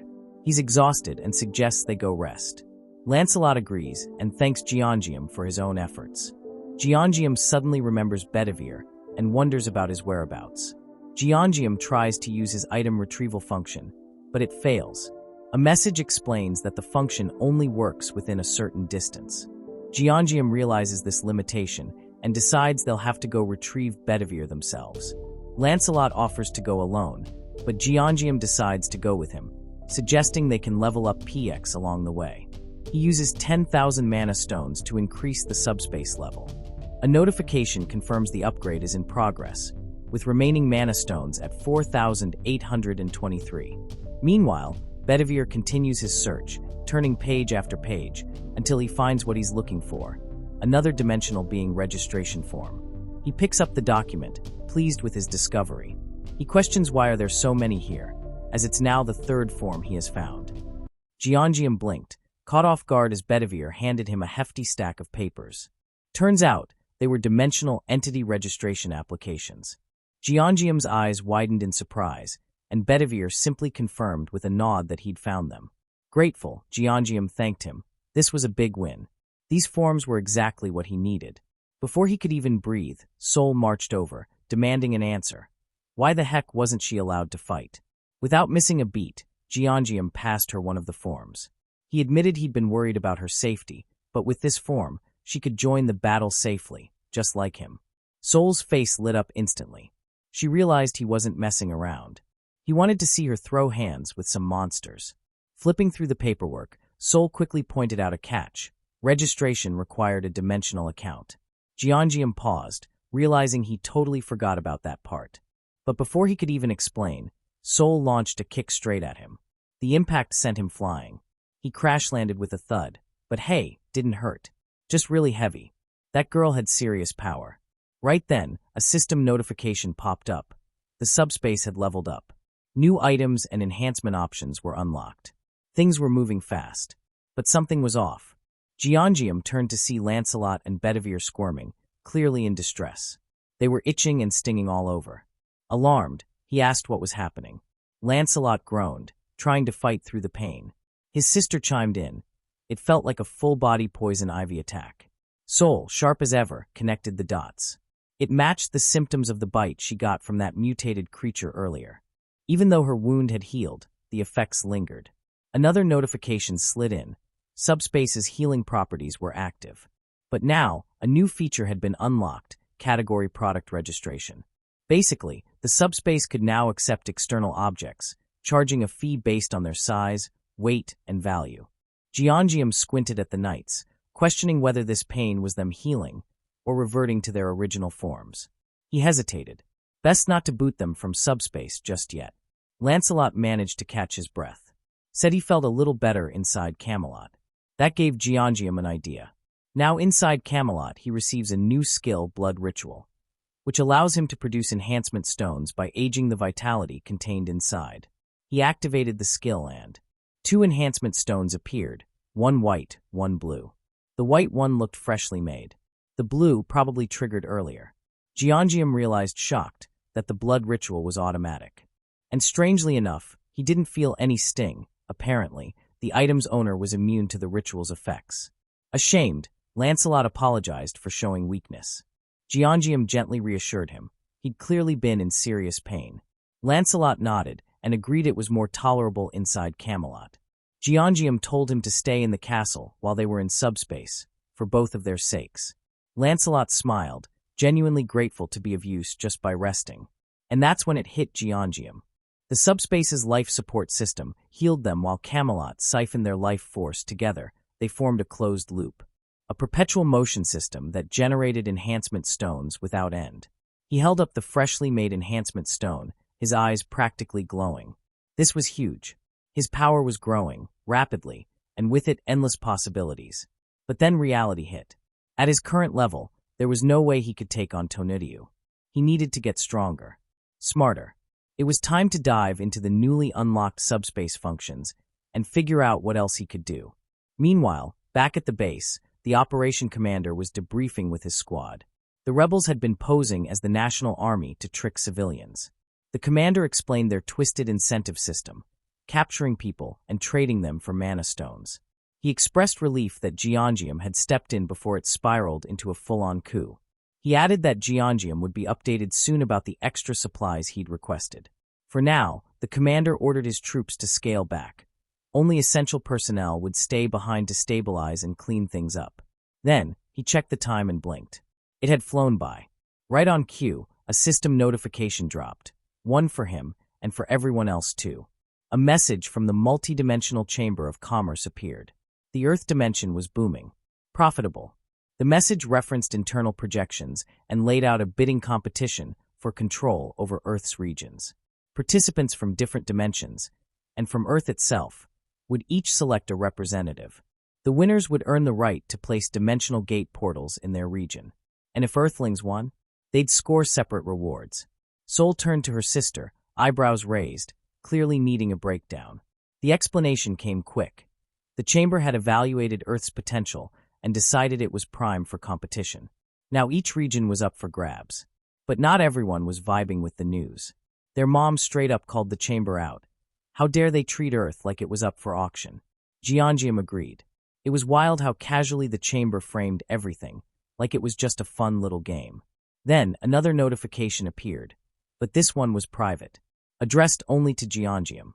It named him as the highest earner in Seoul. Effective immediately, he'd been selected as Seoul's representative in the upcoming dimensional bidding war. He was allowed to pick up to 100 team members. If he turned it down, the title would pass to the next highest earner. His fam were stunned. None of them got the message. Jeongeum explained it calmly to the operation commander. His role now: defend Seoul from alien invaders. He'd already locked in Seoul and the Knights, and registered his family in the subspace.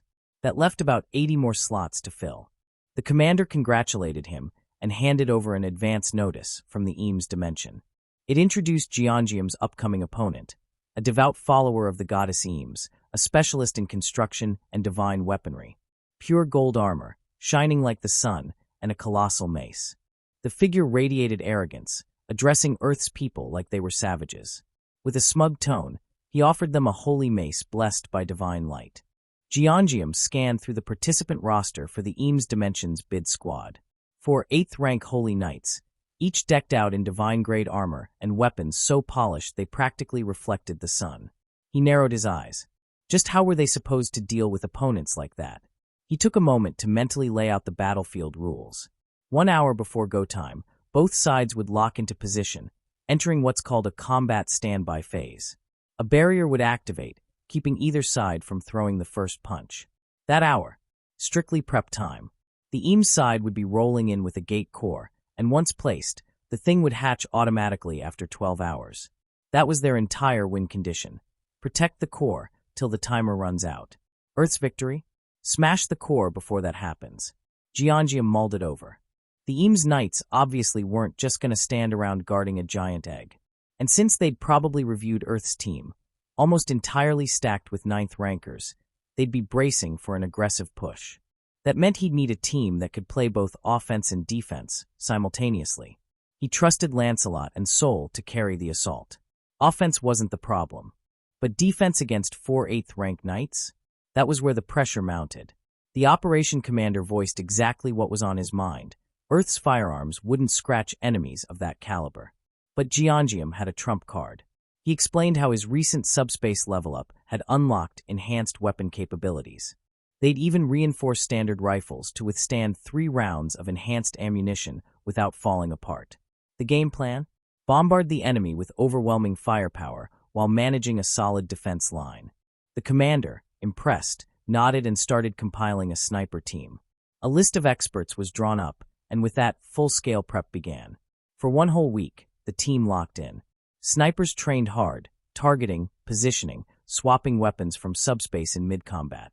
The assault squad sharpened their skills by clearing monster zones, pushing their limits. Sol's barrier evolved. She could now extend it outward, shielding more than just herself. Enjoy an unlocked area of effect healing. Jeongeum watched it all unfold, proud. Joyen had officially stepped into her role as an awakened. Time moved fast.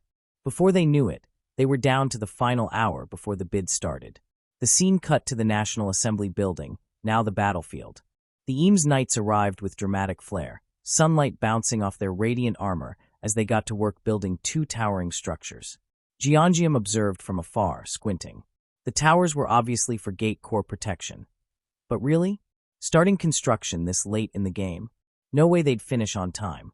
Meanwhile, the Eames Knights were already sizing up Jeongeum's team. A field full of 9th rankers? They assumed he was going to rush straight for the core. In the name of the goddess Eames, they declared they would offer mercy by tearing out tongues and salvation through hard labor. Humble fellas. Jeongeum smirked. That arrogance? That would be their downfall. Then, a system notification rang out. The bidding war had officially begun. The Eames Knights didn't waste a second. Weapons raised, they charged forward, holy might blazing. Jeongeum's team held their ground and unleashed a brutal barrage. Enhanced rounds tore through the air. The Eames Knights threw up their shields, smug in the strength of their barriers. The commander barked an order, time to rotate weapons. Snipers dropped their spent rifles and swapped in fresh ones from subspace with clockwork precision. Jeongeum watched the operation unfold. Flawless. No hiccups. With the flow secured, Jeongeum, Sol, and Lancelot broke off from the line. It was time to push forward. The Eames team was already on edge. They hadn't expected Earth to bring this many weapons. Now, all they could do was stall until reinforcements showed up. Jeongeum caught Bedivere mid-battle. His intercepts were razor-sharp. That gave Jeongeum room to focus on what mattered most, the gate core. He glanced over at the towers. The speed at which the Eames team was building them was insane. But no matter how fast they built, it didn't matter. Not when Jeongeum had missiles. He locked onto one of the towers and launched a Hellfire missile straight at it. The explosion was deafening. The tower crumbled, reduced to a mountain of debris. At least, that's what it should have been. But instead of real damage, the structure sparkled. Jeongeum narrowed his eyes. The thing didn't break. It shimmered like some invincible artifact. The Eames knights were livid. They shouted insults, calling Earthlings livestock, saying they should be grateful to even lick their boots. Still, they kept working, focused, furious. Jeongeum exhaled, low-key annoyed. That tower should have been toast. Then he spotted it, the construction material warehouse. Lightbulb moment. He called out to PX, his voice sharp with clarity. Store that thing in the subspace. One of the Eames knights stiffened, eyes scanning the battlefield. The construction material warehouse was gone. Vanished. And that was no small loss. Back on the Earth side, Jeongeum turned to Yongsu with a casual suggestion. How about another helicopter ride? Yongsu blinked in surprise, not expecting that in the middle of combat. But Jeongeum clarified, it wouldn't involve flying far. Just taking him up. All the way up. To max altitude.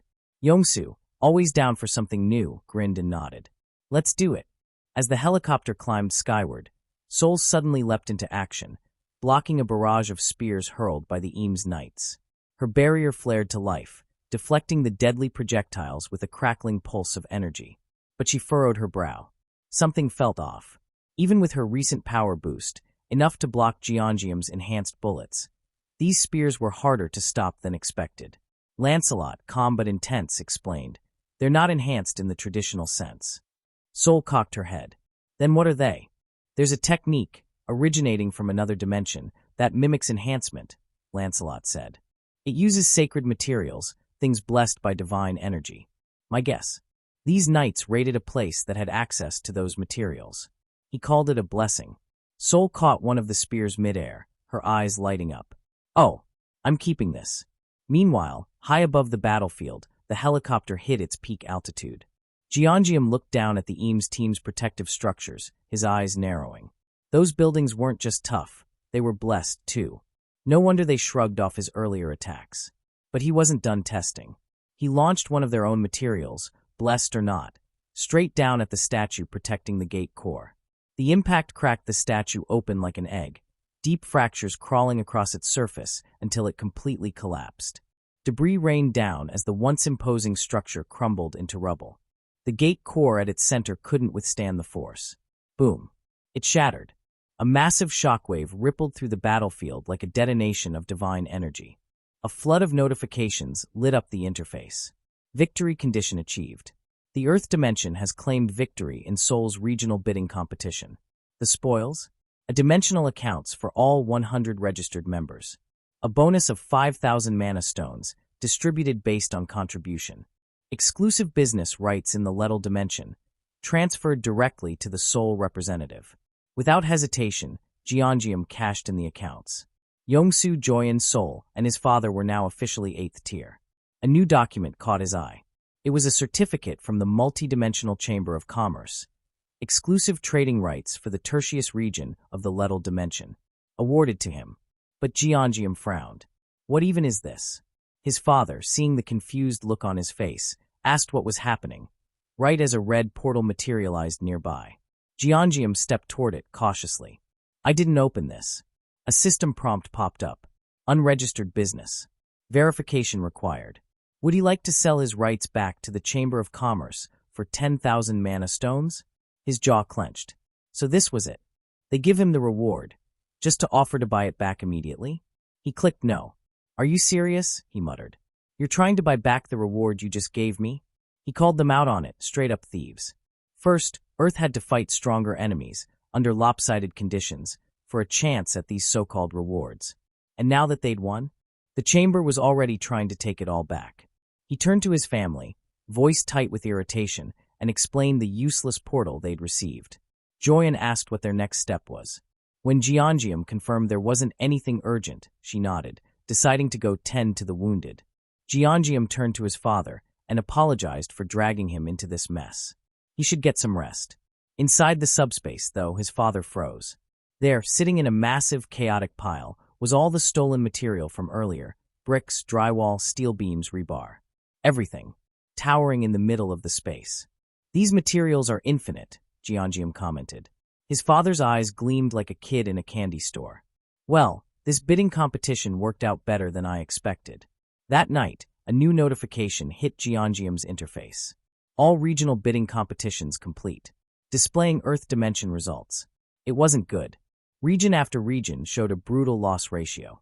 Earth had gotten stomped almost everywhere. South Korea, though 4 wins, 1 loss. It was one of the rare exceptions. Jianjium sighed.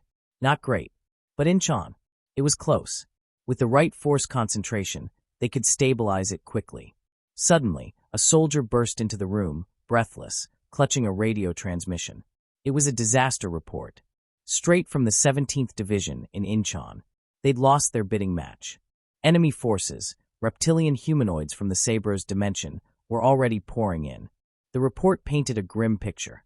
Shimmering scales, glinting in the firelight, swarming both land and sky. They'd wiped out the artillery brigade and air defense unit in record time. Then eerily, they paused for 2 hours. Reorganizing. Mapping out movement routes. They were preparing for a massive deployment. All signs pointed to Seoul as their next stop. Jianjium narrowed his eyes. Why Seoul? Are they targeting me? Lancelot stepped forward. It's likely. Incheon's down. You're in Seoul. And Seoul won. That makes you a high-value target. Right then, a system message blinked across everyone's screens. All winning Earth representatives will now have their name displayed above their heads. Jianjium checked. Nothing was showing. Wait, I don't have a name tag. Lancelot frowned. Only reason that would happen is if you aren't the regional representative. That's impossible, Jianjium replied, confused. Just then, his sister gasped. A new notification explained that 7th-tier beings would now be allowed to use all Earth-installed portals. She looked down at herself. She'd just reached 8th tier. Another update dropped like a bombshell. Any dimension that wins business rights can create additional portals in the region if they eliminate the regional representative. Jianjium's team collectively tensed. So, we're targets now, someone muttered. Lancelot nodded. This is a territory control game. And they just flipped the rules. Jianjium stared at the empty space above his head. Lancelot walked to the edge of the building, scanning the horizon. Then he looked up. And there it was. Floating in the sky, massive and unmistakable. Seoul representative. Lancelot confirmed it. Yeah, the name tag was always there. It had just been floating way too high up to see from the ground. Jianjium and Seoul exchanged a look. That meant the lizardmen might have spotted it way before they did.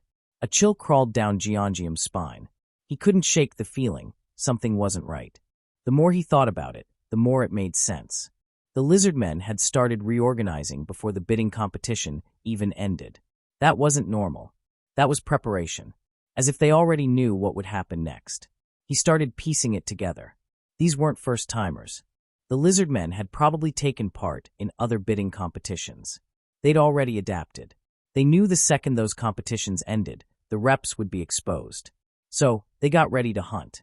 But Lancelot offered a more grounded take. Even if they were aware a new rule might drop, their movements seemed more like prep for future battles. Not necessarily a direct ambush on Jianjium himself. Still, they were running out of time. How are we supposed to prepare for enemies like this? Jianjium muttered. These weren't arrogant nobles like the Eames Knights. These guys were predators. They ran through ideas. Hiding in the subspace? Could work. But what if they took hostages elsewhere? What if they hit other regions? Too risky. Then it clicked. I'll be the bait. Everyone turned. Jianjium laid it out. If they could lure the lizardmen to a spot where he had the advantage, they might stand a chance. His edge. Speed and preparation. They'd cut down transport time to practically nothing. He had the Eames materials, his dad's building skills, Pax's precision, and a fully stocked subspace lab. They could build defenses fast. And those Eames spears? Perfect barricade material. Their destination, Gyeong Bridge. The bridge was ideal, narrow terrain limited enemy movement, and the nearby eco-park was a wide, open area with no civilians. He could go all out without worrying about collateral damage. Anyone approaching from outside would be clearly visible through the tree gaps. The plan was simple. Build the frame. Deploy archers and family. Set the defenses. And when the enemy showed up, fight like hell. Seoul lit up.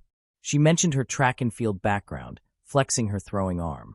Giangium chuckled, remembering Bedivir's arm was deadly, too. With both of them on defense, they had serious firepower. Everything came together smoothly: barricades, towers, cover zones. But they missed two critical details. First, the lizard men were expert swimmers. With the Han River's kilometer-wide span, they could approach undetected through the water. Second, the vegetation around the area was way denser than they'd anticipated. Visibility was compromised. On the other side, the lizard men moved with lethal coordination. Silent but sharp-eyed, they studied the battlefield. So Earth had taken down the Eames dimension? That should have been impossible. The Eames were famous for their impenetrable defenses. And yet, Earthlings had stolen their gear, turned their own spears into weapons, and were using them as barricades. Insulting, clever, dangerous. The lizard men grinned. If Earth was capable of that, maybe their corpses would yield valuable tech. Maybe even armor worth salvaging. Back at the makeshift tower, one Earth scout shouted, eyes wide. The enemy had appeared. The lizard men charged. War cries split the air. For the Eames, Giangium was caught off guard. They'd moved fast, too fast. Snipers, open fire. A chorus of gunshots rang out. Enhanced rounds and salvaged Eames spears rained down on the enemy front. It worked. The lizard men bled. But then came him, General Riquez. He pushed through the barrage, managing to deflect most of it. The hits landed, but he didn't fall. And then came the real beast. Yatu. Less man, more monster. A full-blooded reptilian brute. No tactical finesse, just raw fury.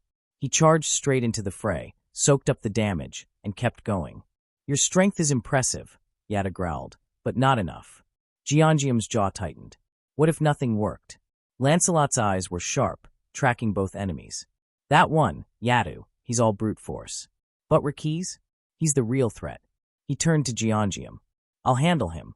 We can't let Yatu break the defense line. Giangium gave a nod. Keep him busy. Lancelot moved fast, blade ready. He met Riquez in open ground. Riquez raised a brow, then smirked. What's your name, warrior? Lancelot, he replied. Riquez nodded. Ah, so you're here to stall me. I figured as much. But I admire your spirit. His grin widened. I'll give you a proper duel. Lancelot narrowed his eyes. You'll fight on that thing's back. Riquez tilted his head. Does that bother you? Lancelot smirked. Only if you think compensating for lack of skill is fair.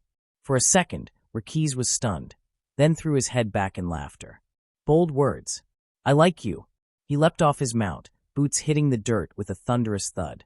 Sword raised, eyes locked with Lancelot's, he stepped forward. Let's see if your blade is as sharp as your tongue.